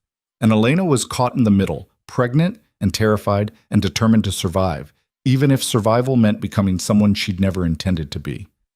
The babies fluttered again, stronger this time, as if reminding her why none of this was a choice anymore. She was doing this for them. All of it. The lies, the secrets, the dangerous gambles. She'd keep them safe, whatever it cost. Even if the price was her soul. The 3 days before the ceremony passed in a blur of preparation and mounting tension. Elena watched Adrian coordinate security details with Marcus, reviewing floor plans and guest lists, positioning armed men at strategic points throughout the venue. He was preparing for war disguised as a wedding, and she couldn't tell him why his precautions might not be enough. The warning text haunted her. DeLuca's planning something during the ceremony. But what? And how could she protect Adrian without revealing she'd been contacted by unknown sources, without admitting she'd kept secrets that could have prevented whatever was coming? Thursday night, Elena found herself unable to sleep. She slipped out of bed, leaving Adrian sleeping, and wandered to his office. The security monitors showed the building's perimeter, guards at every entrance, cameras covering every angle. Adrian's fortress was impressive, but fortresses could still fall from the inside. She was studying the monitors when a new text arrived. "You're running out of time. If you don't warn him, blood will be on your hands." Elena's fingers trembled over the keyboard. She could send one message. Tell Adrian everything, throw herself on his mercy and hope he'd forgive the deceptions. But then the penthouse door opened and Marcus entered, flanked by 2 security personnel dragging a man between them. The man's face was bloodied, his expensive suit torn. Even from the office, Elena recognized the cold calculation in Marcus's expression. This was an interrogation in progress. She should have stayed hidden, should have let them handle whatever this was without her involvement. But something drew her out of the office, pulled her toward the confrontation unfolding in the living room. "Mrs. Russo." Marcus looked surprised to see her. "You should go back to bed." "Who is he?" Elena asked, her eyes on the beaten man. "No one important. We caught him trying to access the building's service entrance with falsified credentials." "I'll tell you everything," the man gasped, blood trickling from his split lip. "Just don't let Russo kill me, please." "Elena, go back to the bedroom," Marcus said, his voice harder now. But Elena stood her ground, something clicking in her mind. "He's one of DeLuca's people, isn't he? Here to scout for tomorrow's ceremony." Marcus's expression shifted, surprise mixed with wariness. "How did you know that?" "Because I've been getting warnings about DeLuca planning something. I just didn't know how to tell Adrian without—" She stopped, realizing she'd just confessed to keeping secrets in front of witnesses. "Without what?" Adrian's voice came from the hallway, rough with sleep and sharp with suspicion. He emerged wearing only pajama pants, his chest bare, his hair disheveled. But his eyes were fully alert, dangerous. "What warnings, Elena?" The room went silent. Every person present understood they were witnessing something volatile, a confrontation that could reshape everything. "I got a phone call 3 days ago," Elena said quietly, "and texts. Someone warning me about DeLuca, about threats to both of us." "And you didn't think to mention this?" Adrian's voice was deadly calm, which was somehow worse than anger. "I thought you'd lock me down even tighter. Take away what little freedom I had left." Elena met his eyes, refusing to show fear even as her heart raced. "I was trying to handle it myself." "Handle it yourself." Adrian moved toward her slowly, each step measured. "You're 4 months pregnant with twins, you have no training in security or threat assessment, and you thought you could handle assassination warnings yourself. I thought I could protect you without giving you another excuse to cage me." "Cage you?" Adrian's control snapped, his voice rising. "I'm trying to keep you alive.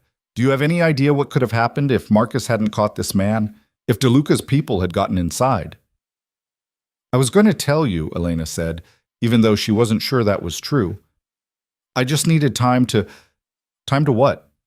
Get yourself killed? Get our children killed?" Adrian turned to the bleeding man on the floor. "What's DeLuca planning for tomorrow?" The man's eyes darted between them, calculating odds. I don't know the full plan, I swear. I was just supposed to map the exits, report back on security positions. Not good enough. Adrian pulled a gun from Marcus's holster in one smooth motion, pressing it against the man's temple. Try again. Adrian, don't, Elena started. Stay out of this. Adrian's voice was ice. This is what your secrets led to. This is the reality you tried to handle yourself. The man was shaking now, tears mixing with blood. There's a bomb. Somewhere in the venue. Set to go off during the ceremony. That's all I know, I swear. Elena felt the world tilt. A bomb. DeLuca wasn't planning a shooting or a kidnapping. He was planning to eliminate everyone in one catastrophic moment. Where, Adrian demanded. I don't know. I was just supposed to scout, not plant it. Someone else has that job. Please, I'm telling you everything I know. Adrian studied the man for a long moment, then lowered the gun. Marcus, take him to the holding facility. Get everything he knows, names, contacts, operational details. Use whatever methods necessary. Yes, sir. Marcus gestured to his men, who dragged the sobbing captive toward the service elevator. Then Adrian and Elena were alone, the penthouse suddenly too quiet after the violence of the interrogation. I'm sorry, Elena whispered. Sorry. Doesn't cut it. Adrian's voice was flat, emotionless in a way that was more frightening than rage. You lied to me. Kept information that could have gotten both of us killed. After everything we talked about, after I promised transparency and partnership, you still don't trust me. I do trust you. No, you don't. You trust yourself more than you trust me to handle threats without turning into the monster you're afraid I am. Adrian set the gun down on the table with careful precision. You're right. I would have increased security. I would have restricted your movements, because that's what you do when someone you love is being targeted by assassins. See, that's exactly the problem. Your love comes with chains. My love comes with survival. Adrian's composure finally shattered completely. You want freedom? Fine. You're free. Free to leave. Free to take our children and go wherever you want. I'll provide money, security, resources, but I'm done trying to protect someone who fights me at every turn. The words hit like physical blows. Elena had expected anger, recriminations, maybe even violence directed at furniture or walls. But this cold dismissal was worse. This was Adrian giving up. You don't mean that, she said. I've never meant anything more. Adrian turned toward his office. The remarriage is canceled. I'll have Isabella draw up custody agreements and financial arrangements. You can stay here until you find somewhere else, or leave tonight. Your choice. Adrian, wait. No. He stopped but didn't turn around. I'm done waiting, done compromising, done trying to find middle ground with someone who sees every protection as a prison. You want out? You're out. He disappeared into his office, closing the door with quiet finality. Elena stood in the living room, her hands protectively on her stomach, feeling everything she'd feared and fought against crash down around her. She'd gotten exactly what she thought she wanted, freedom from Adrian's control. But it felt nothing like victory. It felt like her world ending. She wanted to follow him, to pound on that door and demand he listen. But pride and fear kept her rooted in place. Maybe he was right. Maybe they were too broken to fix. Maybe love wasn't enough when it came tangled with so much damage. Elena returned to the bedroom and lay in the dark, listening to Adrian moving around in his office. Neither of them slept. She could hear him on the phone, issuing orders in that cold, professional voice he used when emotion had been locked away behind walls of steel. Dawn came gray and cheerless, light filtering through clouds that promised rain. Elena emerged from the bedroom to find Adrian already dressed in a suit, coordinating with Marcus in low tones. The venue's been swept 3 times, Marcus was saying. Bomb dogs, electronic detection, manual inspection. If there's anything there, we'll find it. And the ceremony? Elena asked, her voice rough from unshed tears. Both men looked at her. Marcus's expression was neutral, professional. Adrian's was carefully blank. There is no ceremony, Adrian said. I canceled it 2 hours ago, sent messages to all invited parties citing security concerns. But the succession documents, people questioning my legitimacy, I'll handle it differently. Press release, legal filings, something that doesn't involve putting you in a room with a bomb. Adrian's jaw was tight. Contrary to what you think, I don't actually want you dead. I never thought, didn't you? You thought I'd cage you, control you, suffocate you, but you never thought I'd choose your safety over my own strategic interests. Adrian finally met her eyes, and the pain she saw there made her chest ache. I love you more than I love my empire, Elena, more than power or control or any of this. I just wish you believed that. He left before she could respond, Marcus following, leaving her alone in the penthouse that suddenly felt less like a fortress and more like a tomb. Elena spent the morning pacing, her mind racing through options. She could leave like Adrian suggested, take the resources he'd provide and build a life somewhere far from this dangerous world. Raise their daughters in safety and normalcy. But normalcy was an illusion. DeLuca knew about her. So did Constantine and the Chens and whoever had been sending those warnings. Geography wouldn't protect her from people with resources and motivation. Adrian had been right about that much. She was safer in his fortress than out in the world alone. Besides, leaving meant giving up on them, on the possibility that they could find a way to love each other without destruction. Her phone buzzed. Isabella's name flashed on the screen. "What?" Elena answered. "You should turn on the news." Isabella's voice was tight. Elena found the remote, switching on the television. Every news channel was covering the same story, a massive explosion at the venue that had been scheduled for the ceremony. The building was in flames, emergency responders everywhere, casualties being reported. Someone triggered the bomb remotely, Isabella said. Either they found out Adrian canceled and set it off anyway out of spite, or it was on a timer they couldn't disable. Elena's legs gave out. She sank onto the couch, staring at images of destruction. If Adrian hadn't canceled the ceremony, if her secrets hadn't forced that confrontation, if things had gone according to the original plan, we'd all be dead, she whispered. Yes, your lies might have actually saved lives. Isabella's tone was grudging. Adrian's in a meeting with the other families right now. This attack crossed a line. DeLuca just declared war on everyone. Where is he meeting them? I can't tell you that. Isabella, please. I need to, Need to what? Apologize? Beg forgiveness? Elena, you broke his trust. Again. He's done with you. Isabella paused. But for what it's worth, he's also kept every promise about your security. Your protection detail has been tripled. Financial accounts are active. You have everything you need to leave or stay, whatever you choose. He's taking care of you even while pushing you away. The line went dead. Elena sat in the silent penthouse, watching news coverage of the explosion, her hands on her stomach where her daughters were growing. Adrian was out there somewhere, coordinating a response to an attack that could have killed them all. And she was here, safe behind walls he'd built, benefiting from protection he still provided despite everything. She thought about the card in her coat pocket, the escape route she'd kept secret, the backup plan that had seemed so necessary 3 days ago but now felt like betrayal. She pulled it out, stared at the embossed numbers, then tore it into pieces and flushed them down the toilet. No more secrets. No more escape routes. If she was going to be in this, she had to be all in. Elena grabbed her phone and called Marcus. Mrs. Russo? His voice was cautious. Where's Adrian? I can't disclose that information. Marcus, please. I need to see him, to talk to him. I'll do whatever security protocols are necessary. I'll follow every rule, but I need to see my husband. Her voice broke on the last word. Please. A long pause, then, he's at the Atlantic Club in Red Hook. Emergency summit with the 5 families. I'll send a car and escort. Be ready in 10 minutes. Thank you. Elena changed quickly into something appropriate. A black dress that accommodated her pregnancy, low heels she could actually walk in. She pulled her hair back, minimal makeup, nothing flashy. This wasn't about appearance. This was about proving she could operate in Adrian's world without constant rebellion. The car arrived with 4 security personnel.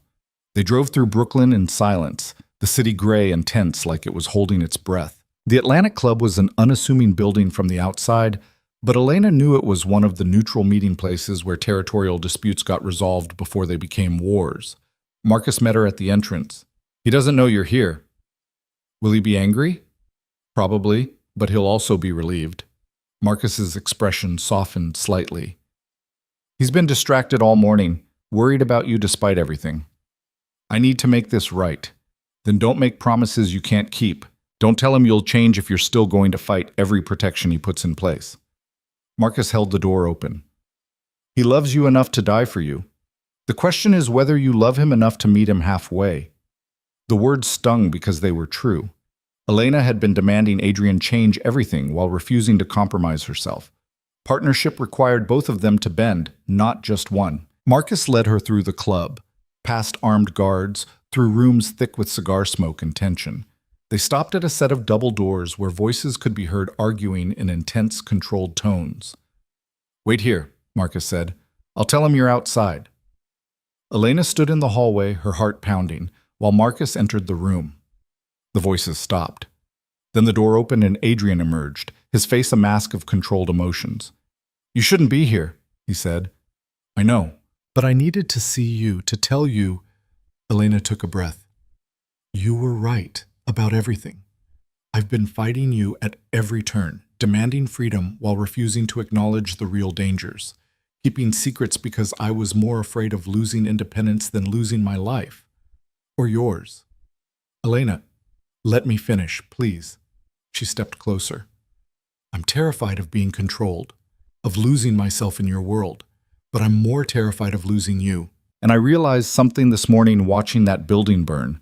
I'd rather be in a cage with you than free without you. I'd rather live in your fortress than die alone." Adrian's jaw worked, emotion flickering across his face before he controlled it. "You don't mean that. You'll feel trapped again in a week, a month, and we'll be right back here." "Maybe. Probably." Elena reached for his hand. "But I want to try. Really try this time. Not just existing in the same space, but actually being partners. Learning your world instead of fighting it. Trusting you to protect me without assuming every protection is a prison. And the secrets? The running? No more. I promise. Complete transparency. If I get a threatening phone call, I tell you immediately. If someone approaches me, you're the first to know. No more trying to handle things myself." She squeezed his hand. "I was wrong. About so much. And I'm sorry." Adrian pulled her into his arms suddenly, crushing her against him. She felt him shaking, felt the fear he'd been controlling all morning finally breaking through. "I thought you'd leave," he whispered against her hair. "Thought I'd lost you again." "I'm not going anywhere. Not unless you send me away." "Never." His arms tightened. "I was bluffing this morning, trying to scare you into understanding how serious this is, but I could never actually let you go." Elena pulled back enough to see his face. "Then remarry me. Today. Right now. Not some big political ceremony, just us and a judge and whatever witnesses we need. Make me your wife again before anything else can go wrong." Adrian searched her face. "You're sure?" "I've never been more sure of anything." He turned back to the double doors, opening them to reveal a room full of dangerous men, heads of the major families, their advisors, legal counsel. This was the real power structure of New York's underworld, and they were all staring at Elena with varying degrees of curiosity and calculation. "Gentlemen," Adrian said, his voice carrying absolute authority, "we're taking a brief recess. Judge Chen, I need you for a personal matter." An older man stood, adjusting his glasses. "What kind of personal matter?" "The kind that makes Mrs. Russo's succession rights absolutely undeniable. I need you to perform a marriage ceremony, now." Judge Chen smiled slightly. "I suppose I can spare a few minutes. Who are the witnesses?" "Everyone in this room," Adrian said. "Let them all see. Let them all testify that Elena Voss Russo is my lawfully wedded wife, chosen partner, and designated heir. Let it be witnessed by every family that matters." A murmur ran through the room. This was brilliant strategy. Forcing all the major players to witness the ceremony meant they couldn't later claim it was invalid or coerced. They became complicit in its legitimacy. "Elena?" Judge Chen turned to her. "You consent to this marriage?" "I do." "And you understand what you're consenting to? Not just marriage to this man, but partnership in his enterprises, both legal and otherwise?" Elena looked at Adrian, then at the assembled power brokers watching her every move. This was it, the moment of no return. Once she said yes in front of these witnesses, she became part of Adrian's world in a way that couldn't be undone. I understand, she said clearly, and I consent freely. The ceremony was brief and businesslike. No flowers, no music, no romance. Just legal words spoken in a room that smelled of cigars and bourbon, witnessed by men who dealt in violence and power. Judge Chen pronounced them married, and Adrian kissed her with a possessiveness that made it clear to everyone watching exactly what she meant to him. Congratulations, Victor Constantine said from the back of the room, his voice dry. Your wife just became the most protected woman in New York. Anyone who touches her now answers to all of us. It was a warning and a promise. The ceremony had done exactly what Adrian intended, made Elena's status so ironclad that threatening her meant threatening the entire power structure. Now, Adrian said, turning back to the assembled families, let's discuss our Marcus DeLuca problem. Elena moved to leave, but Adrian's hand on her wrist stopped her. Stay, he said quietly. You wanted to be involved in security decisions, so be involved. He pulled out a chair for her at the table where the most powerful criminals in the city were gathering. Elena sat, her heart racing, as maps and documents were spread out showing DeLuca's operations, his known associates, his territories. This was Adrian's world, strategic planning that would lead to violence, decisions that would get people killed. And he was inviting her into it, giving her the transparency she'd demanded. DeLuca's made himself a target, Adrian began. The bomb was sloppy, desperate. He's losing control of his operations, reaching for dramatic gestures instead of smart strategy. We can use that. How? One of the family heads asked. We isolate him, cut off his suppliers, put pressure on his subordinates, make it clear that loyalty to DeLuca means war with everyone at this table. Adrian's finger traced routes on the map. He's strongest in the Bronx and parts of Queens. We tighten control around those territories, make them too expensive to hold. And if he doesn't fold, Constantine asked, then we remove him, permanently. Adrian's voice was cold. He tried to kill my wife and children. There's no negotiation after that, only consequences. The discussion continued for 2 hours, detailed planning of a coordinated campaign that would systematically destroy DeLuca's empire. Elena listened, taking it all in, understanding for the first time the scope of Adrian's power. He wasn't just one crime boss. He was the linchpin holding multiple organizations together, the strategist who kept fragile alliances from collapsing into chaos. And now she was his partner in all of it. When the meeting finally concluded, Adrian escorted her out to the waiting car. The rain that had threatened all day was finally falling, turning the city streets slick and dark. You okay? Adrian asked as they drove back toward Manhattan. I just watched you plan someone's execution. Multiple someone's, probably. So, no, I'm not okay, but I'm dealing with it. You can still change your mind, leave. I meant what I said about providing my... I'm not leaving. Elena turned to face him. I'm scared and out of my depth and still not entirely sure this isn't going to destroy me. But I'm staying. Because I love you. Because these babies deserve both their parents. And because running clearly doesn't work. Adrian pulled her close, and they sat in silence as the car navigated through rain-soaked Brooklyn. When they arrived back at the penthouse, he carried her over the threshold, a strange echo of romance in the aftermath of violence and strategy. I'll do better, he said, setting her down gently. I'll give you as much freedom as I can while keeping you safe. I'll explain threats instead of just imposing restrictions. We'll find the balance. And I'll stop fighting every protection like it's an attack on my autonomy. I'll trust that you're not trying to cage me even when it feels limiting. Elena cupped his face. We'll figure it out together. They made love that night, not with the desperate intensity of their early relationship, but with something deeper. A claiming that went both directions, a promise sealed with touch and breath, and the mingling of bodies that had created life together. Afterward, lying tangled in sheets, Elena felt Adrian's hand spread across her stomach. They're getting stronger, he said, feeling the babies move. More active. Dr. Shen says that's normal for this stage. They're running out of room to grow. 3 more months until we meet them.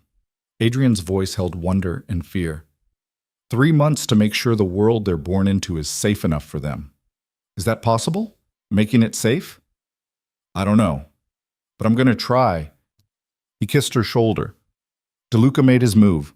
Now we make ours. And we make sure our daughters never have to know the fear you felt this week." Elena closed her eyes, letting exhaustion finally pull her under. Tomorrow would bring new threats, new challenges. DeLuca was still out there, wounded and dangerous. Other rivals would test Adrian's resolve. The Empire required constant defense. But tonight they had this: fragile peace, hard-won trust, and love that had survived being tested to breaking. It would have to be enough, because the alternative was unthinkable. The war with Marcus DeLuca unfolded over the next 6 weeks, with the precision of a surgeon's knife and the brutality of a sledgehammer. Elena watched from inside Adrian's fortress as territories shifted, alliances solidified, and DeLuca's empire crumbled piece by piece under coordinated pressure from every major family. She was 7 months pregnant now, her belly enormous with the twins who seemed determined to make their presence known with constant kicks and movements. Doctor Shun had put her on modified bed rest after her blood pressure spiked during a particularly tense week when 3 of DeLuca's warehouses went up in flames and 2 of his top lieutenants disappeared. "You need to stay calm," Dr. Shen had insisted. "Stress isn't good for the babies or for you. These last 2 months are critical." But staying calm was impossible when Adrian was orchestrating a war. When he came home each night with new tension in his shoulders, new calculations behind his eyes. When Marcus reported daily on DeLuca's desperate countermoves, increasingly erratic, increasingly violent. "He's cornered," Adrian said one evening, standing at the windows overlooking the city. "Cornered animals are the most dangerous." Elena sat on the couch, her swollen feet propped up on pillows, one hand rubbing her aching back. "How much longer?" "Days, maybe a week." Adrian turned to look at her, his expression grim. "He's lost too much territory, too many men. He'll either run or make one final desperate play." "What kind of play?" "The kind that tries to hurt me where I'm most vulnerable." His eyes dropped to her stomach. "You and the babies." The words sent ice through Elena's veins despite the overheated penthouse. "You think he'd come after us directly?" "I think he's already tried twice. The bomb at the venue was attempt 1. The car that tried to run your security detail off the road last week was attempt 2. Adrian moved to sit beside her, his hand finding hers. "I've tripled security. No one gets within 50 feet of you without clearance. But I need you to be vigilant. Trust your instincts. If something feels wrong, I tell you immediately. I know." Elena squeezed his hand. "No more secrets, I promised." "Good." Adrian leaned over to press a kiss to her forehead. "Because I can't lose you. Not when we're this close to having everything we fought for." That night, Elena dreamed of fire and blood. She woke gasping, her heart racing, to find Adrian already out of bed and on the phone. His voice was low and urgent, the tone he used for crisis management. "When?" A pause. "How many casualties?" Another pause. Longer. "Secure the site. I'm on my way." He hung up and turned to find Elena watching him. "DeLuca?" she asked. "His main compound in the Bronx just went up. Massive explosion. Looks like he tried to destroy evidence before we could seize it, but the blast was bigger than he anticipated." Adrian was already dressing, moving with efficient speed. Initial reports suggest he was inside when it happened. Elena struggled to sit up, her pregnant belly making every movement awkward. "He's dead?" "We don't know yet. The building collapsed. It'll take hours to search the rubble." Adrian pulled on his jacket, checked his weapon. "But if he survived, he's badly hurt. Either way, this is the endgame. Be careful. Always." He kissed her, quick and fierce. "Marcus stays here with you. Full security lockdown until I get back." He left, taking most of the security team with him. Elena sat in the too quiet penthouse, one hand on her stomach where the babies were awake and active, tumbling over each other in the confined space of her womb. They were running out of room. Dr. Shen had said they'd be born early, probably within the next few weeks. Twin pregnancies rarely went to full term. The thought of bringing her daughters into a world still consumed by violence made Elena's chest tight with anxiety. She wanted this finished, wanted DeLuca dead or disappeared, wanted the threat eliminated before her children took their first breaths. Hours crawled by. Elena tried to sleep but couldn't, tried to eat but had no appetite. She paced the penthouse, as much as her ungainly body allowed, while Marcus monitored security feeds and communication channels. "Any word?" she asked for the dozenth time. "They're still excavating. The building was 4 stories, a lot of rubble to move." Marcus didn't look up from his monitors. "Adrian's on site. He'll call when there's news." Elena returned to pacing. The babies were restless tonight, more active than usual. One of them, Doctor. Shen thought it was baby A, positioned lower, kept kicking her ribs with surprising force. Elena pressed against the spot, trying to shift her daughter into a more comfortable position. Then pain lanced through her abdomen, sharp and sudden. She gasped, doubling over, one hand gripping the back of the couch for support. "Mrs. Russo?" Marcus was at her side immediately. "What's wrong?" "I don't—" Another pain, stronger this time, radiating from her belly through her entire core. "Something's not right." Marcus pulled out his phone, already dialing. "Dr. Shen, we need you at the penthouse immediately. Mrs. Russo is experiencing pain." A pause. "No, she's 7 months. Twins." "Yes, I understand. How soon can you get here?" He hung up and guided Elena to the couch. "Dr. Shen is 20 minutes away. She said to time the contractions if they continue." "Contractions?" Elena felt panic rising. "It's too early. They can't come now. I'm only 30 weeks. Twins often come early. You knew that." Marcus's voice was calm, professional, but she could see the worry in his eyes. "Let's just wait for Dr. Shen to assess." Another contraction hit, and this time Elena couldn't suppress a cry of pain. It felt like her entire abdomen was seizing, muscles contracting with a force that took her breath away. "Call Adrian," she gasped when the pain subsided. "I need him here." Marcus hesitated. "He's in the middle of—" "I don't care. Call him, please." Marcus stepped away, speaking urgently into his phone. Elena heard fragments. "Labor. Early. Needs you here," before he returned. "He's on his way. 15 minutes. The contractions continued, coming closer together. By the time Dr. Shen arrived, Elena was in significant pain, her water having broken in a sudden gush that soaked through her clothes and the couch cushions. "This is active labor, doctor," Shen confirmed after a quick examination. "The babies are coming tonight. We need to get you to the hospital immediately." "No hospital." Adrian's voice came from the doorway. He looked like he'd run the entire way from the Bronx, disheveled, breathing hard, still wearing clothes covered in dust from the collapsed building. "Too exposed. Too many variables I can't control." "Adrian, she needs proper medical facilities," Dr. Shen started. "Then bring the facilities here. You told me weeks ago we might need to do a home delivery if security situations made hospital visits too risky. Well, here we are." Adrian moved to Elena's side, taking her hand. "Everything you need. Get it here. Now." Dr. Shen looked between them, clearly calculating the risks. "If there are complications, if we need emergency surgery, there's a surgical suite 2 floors down, fully equipped. I'll have it prepped immediately." Adrian's voice left no room for argument. "My daughters aren't being born in a public hospital where DeLuca's remaining men could try something. They're being born here, where I can protect them." Another contraction hit, and Elena cried out, gripping Adrian's hand hard enough to hurt. When the pain subsided, she was breathing hard, tears streaming down her face. "Whatever's safest for the babies," she managed. "I trust you both to figure it out." Dr. Shen made her decision. "Fine, but I need my full medical team here within the hour. Nurses, an anesthesiologist, neonatal specialists for the twins. And if anything goes wrong, we transport to the hospital regardless of security concerns. Agreed?" "Agreed."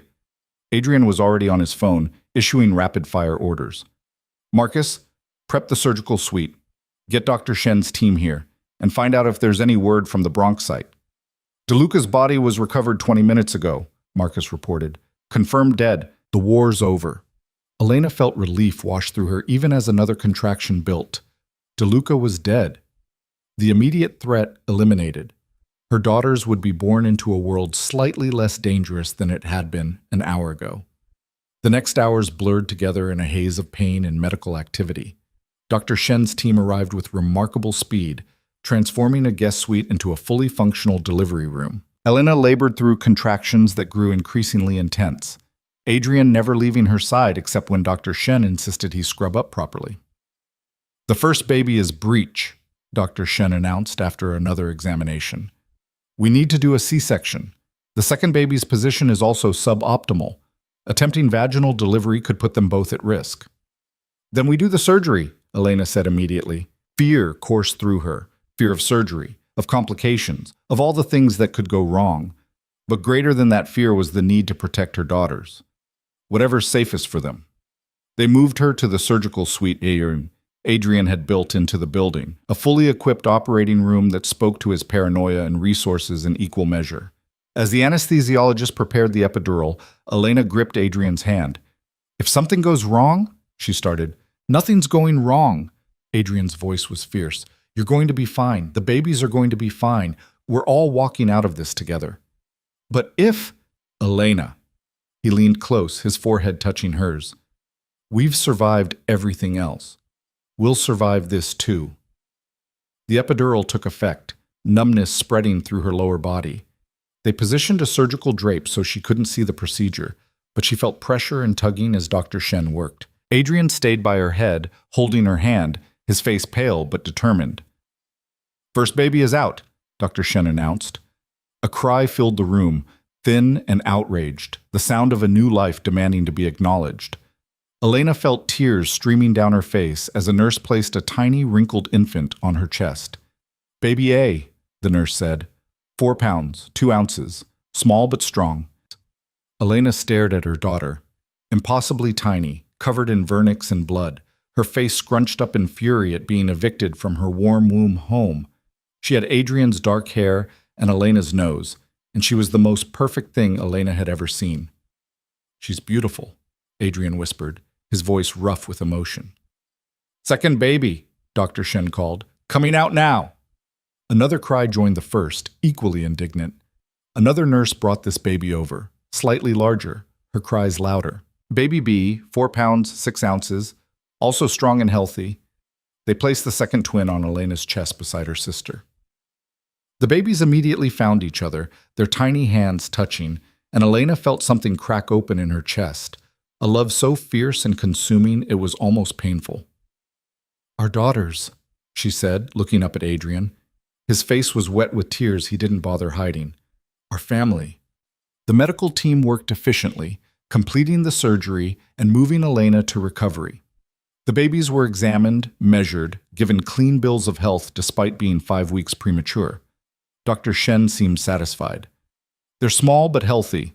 Strong lungs, good color, reflexes normal. They'll need monitoring for the next few days, but I think they're going to be just fine." Over the next hours, as Elena recovered from surgery and learned to nurse 2 demanding infants, the reality of parenthood crashed over them both. The babies needed to eat constantly. They cried in stereo. They seemed determined to sleep only when held, which meant Elena and Adrian took turns walking the room with 1 infant each, swaying and shushing and trying to convince them that the world outside the womb was safe. I don't know how people do this with less help," Elena said at 4 a.m., nursing one baby while Adrian burped the other. "People with less help don't have trained security personnel willing to take shifts rocking babies," Adrian said, looking exhausted but somehow transformed. "Marcus already volunteered for morning duty so we can sleep." "Marcus? Head of security, Marcus. Wants to babysit? Apparently he has nieces. Claims he's good with babies." Adrian looked down at the infant in his arms, baby B, who they'd tentatively started calling Sophia. "Though I might not let him, I kind of don't want to put her down." Elena understood completely. Despite the exhaustion, despite the pain from her incision, despite the overwhelming nature of suddenly being responsible for 2 tiny humans, she couldn't stop staring at them, couldn't stop touching their impossibly small fingers, their soft heads, their perfect little faces. "We need to name them officially," she said. "We can't keep calling them Baby A and Baby B.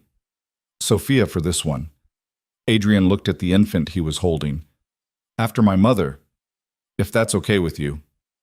"Sophia is perfect, and this one," Elena looked at the baby nursing, her tiny hand curled against Elena's breast.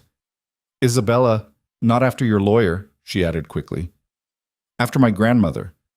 The one who told me to never settle for a love that made me smaller." Adrian smiled slightly. "Think she'd approve of me?" "Probably not. But she'd approve of this." Elena gestured at the 3 of them, him holding Sophia, her nursing Isabella, both of them disheveled and exhausted and completely in love. She always said the right love makes you braver, strong enough to fight for what matters. Is that what we're doing? Fighting for what matters?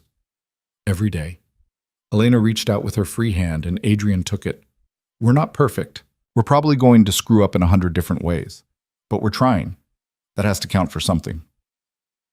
3 days later, when Elena had recovered enough to move around and the babies had been declared healthy enough to thrive outside the intensive monitoring, Adrian called a meeting in the penthouse. The heads of the major families arrived. Constantine, the Chen family representatives, others whose names Elena was still learning. They gathered in the living room where, less than a week ago, violence and interrogation had unfolded. Now 2 bassinets held sleeping infants, and the assembled crime bosses looked distinctly uncomfortable around the tiny humans. "Gentlemen," Adrian began, standing with Sophia in his arms while Elena held Isabella. "I wanted you to meet my daughters, Sophia and Isabella Russo, the future of everything we've built." "They're beautiful," Constantine said, his rough voice surprisingly gentle. "Congratulations." "Thank you, and thank you all for your support during the DeLuca situation, which brings me to why I asked you here." Adrian's voice shifted, became more formal.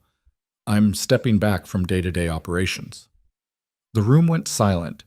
Every man present stared at Adrian like he'd announced he was joining a monastery. "Stepping back?" one of the Chen representatives finally said. "What does that mean?" "It means Marcus Vega will handle most operational decisions. I'll remain involved in strategic planning and major negotiations, but the daily management passes to him." Adrian looked down at Sophia. "My daughters are going to know their father, not as some distant figure who's always working, always distracted. They're going to have my time, my attention, my presence." "And if that makes you look weak?" Constantine asked bluntly. "Then people will test that weakness, and they'll learn it's an illusion." Adrian's voice hardened. "I'm not becoming soft. I'm becoming smart. A man who doesn't know his children, who sacrifices everything for power, has nothing worth protecting. I'm building something to pass on to them. That requires being present." Elena felt tears stinging her eyes. This was more than she'd dared to hope for. Adrian choosing family over empire, presence over power. It wasn't abandonment of his responsibilities, but a rebalancing that acknowledged what truly mattered. The families left with promises of continued cooperation and thinly veiled warnings that they'd be watching to see if Adrian's new priorities made him vulnerable. Elena didn't care. Let them watch. Let them test. Adrian had proven repeatedly that he could protect what was his. That night, with both babies finally asleep in their bassinets, Elena and Adrian collapsed into bed together. Her incision still ached, and exhaustion pulled at every muscle. But she'd never felt more content. "Thank you," she whispered. "For what?" "For choosing us. For stepping back. For proving that love doesn't always have to come with chains." She turned to face him in the darkness. "I know it wasn't easy, giving up that control.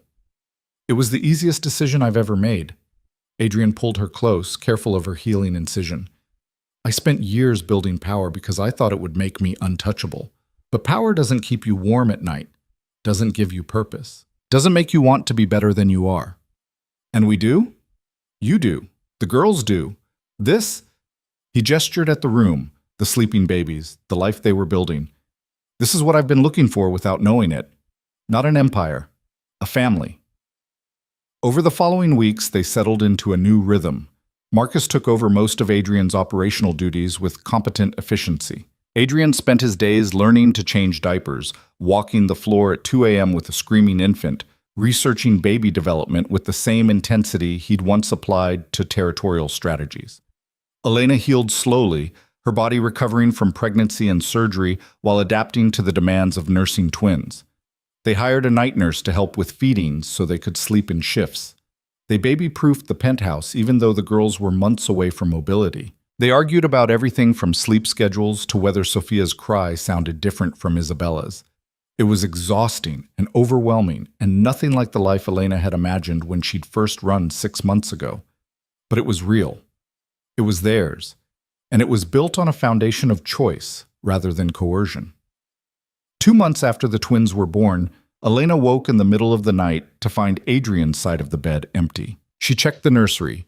both babies sleeping peacefully, monitored by the night nurse. Then she found him in his office, staring at documents spread across his desk. "What are you doing up?" she asked. Adrian looked up, and she saw something vulnerable in his expression. "Making arrangements. For the future." "What kind of arrangements?"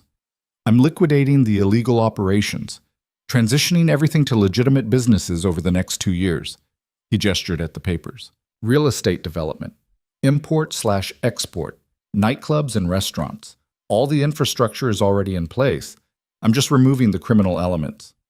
Elena sat down slowly, processing this. "You're going legitimate?" "For them." Adrian's eyes moved toward the nursery where their daughters slept.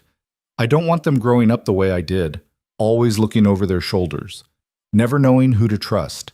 I want them to inherit businesses they can be proud of, empires that don't require body counts." "That's a massive undertaking, risky too." "Everything worth doing is risky. But I'm tired of building things through violence, tired of making enemies faster than allies, tired of worrying that every decision might get someone I love killed." Adrian reached for her hand. "I want to be a man my daughters can respect. That requires becoming someone different than who I've been." "You're already someone they can respect. Someone I respect." Elena squeezed his hand. "But I love that you want to be better. For them. For us. It won't happen overnight. There are obligations, commitments, deals that can't be unwound quickly. But in 2 years, maybe 3, we'll be clean, legitimate. Just another wealthy family with complicated pasts that don't define our futures." Elena stood and moved around the desk to sit in Adrian's lap, careful and slow. Her body was still healing, still adjusting, but she needed the contact, needed to feel the solidity of him, the warmth of his embrace. "I love you," she said, "not despite who you are, but because you're willing to change, willing to grow, willing to choose love over power." "I love you too, more than I thought possible to love another person." Adrian's arms tightened around her. "You saved me, Elena, twice. Once by leaving and forcing me to see what I'd become, and once by coming back and giving me a reason to be better." They sat together in the quiet office while the city glittered beyond the windows. Millions of lives intersecting, millions of stories unfolding. Somewhere out there, threats still existed. Rivals who might test Adrian's new priorities. Enemies who might see his transition to legitimacy as weakness. But for now, they had this. A fortress that had become a home. An empire slowly transforming into something sustainable. 2 perfect daughters sleeping peacefully, unaware that their very existence had reshaped their father's world.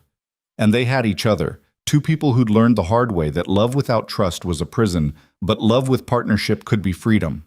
It wasn't the ending Elena had imagined when she'd fled that rainy night 6 months ago. It was better.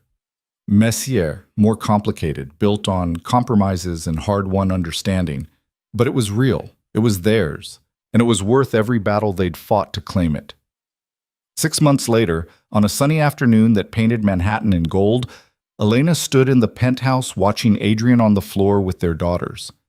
Sophia and Isabella were 8 months old now, crawling everywhere, getting into everything, demanding constant attention and supervision. Adrian was building a tower of blocks while both babies attacked it from different sides, giggling when it fell. "Destructive tendencies," he said, rebuilding the tower. "Definitely inherited from their mother," says the man who literally demolished his cousin's empire. Elena smiled, her camera capturing the moment. "I'm preserving this for their teenage years when they claim you were never fun." "I'm extremely fun. I'm the most fun." Adrian scooped up Isabella, who shrieked with delight. "Tell her, Principessa. Tell Mama how fun I am."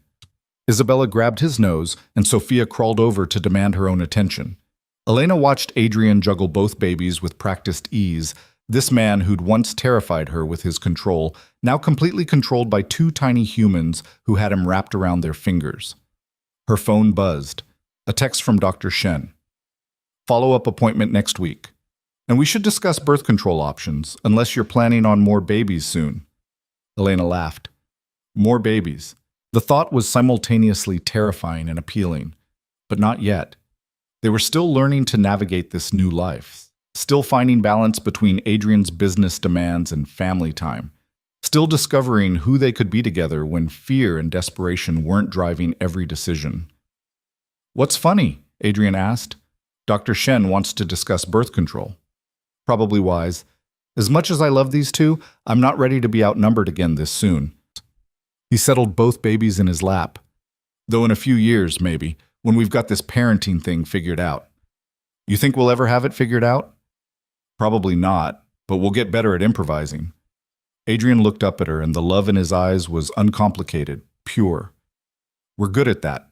Improvising. Making things work even when they shouldn't." Elena crossed the room to sit beside them on the floor, Isabella immediately crawling into her lap while Sophia stayed with Adrian. They sat together as afternoon light painted the penthouse in warm colors, their daughters babbling nonsense syllables that might someday be words, the city humming with life beyond their windows. This was happiness, not the absence of problems or the presence of perfection, but the choice, renewed every day, to build something together, to love despite fear, to trust despite damage, to believe that people could change, that futures could be rewritten, that family could be chosen and fought for and cherished. Elena had run from Adrian's world once, terrified of losing herself in his control. She'd come back pregnant and desperate, trading freedom for safety. But somewhere in the chaos of those months, through threats and violence, through difficult truths and harder compromises, they'd found something neither had been looking for: partnership, equality, love that made them both braver. And in the end, that was worth every sacrifice, every hard conversation, every moment of fear and doubt, because this, their daughters, their imperfect family, their hard-won peace, this was everything that mattered. Adrian caught her eye and smiled, and in that moment, Elena knew with absolute certainty that she'd finally found her way home. Not to a place, but to a person. Not to safety, but to something rarer and more precious. To love that set her free,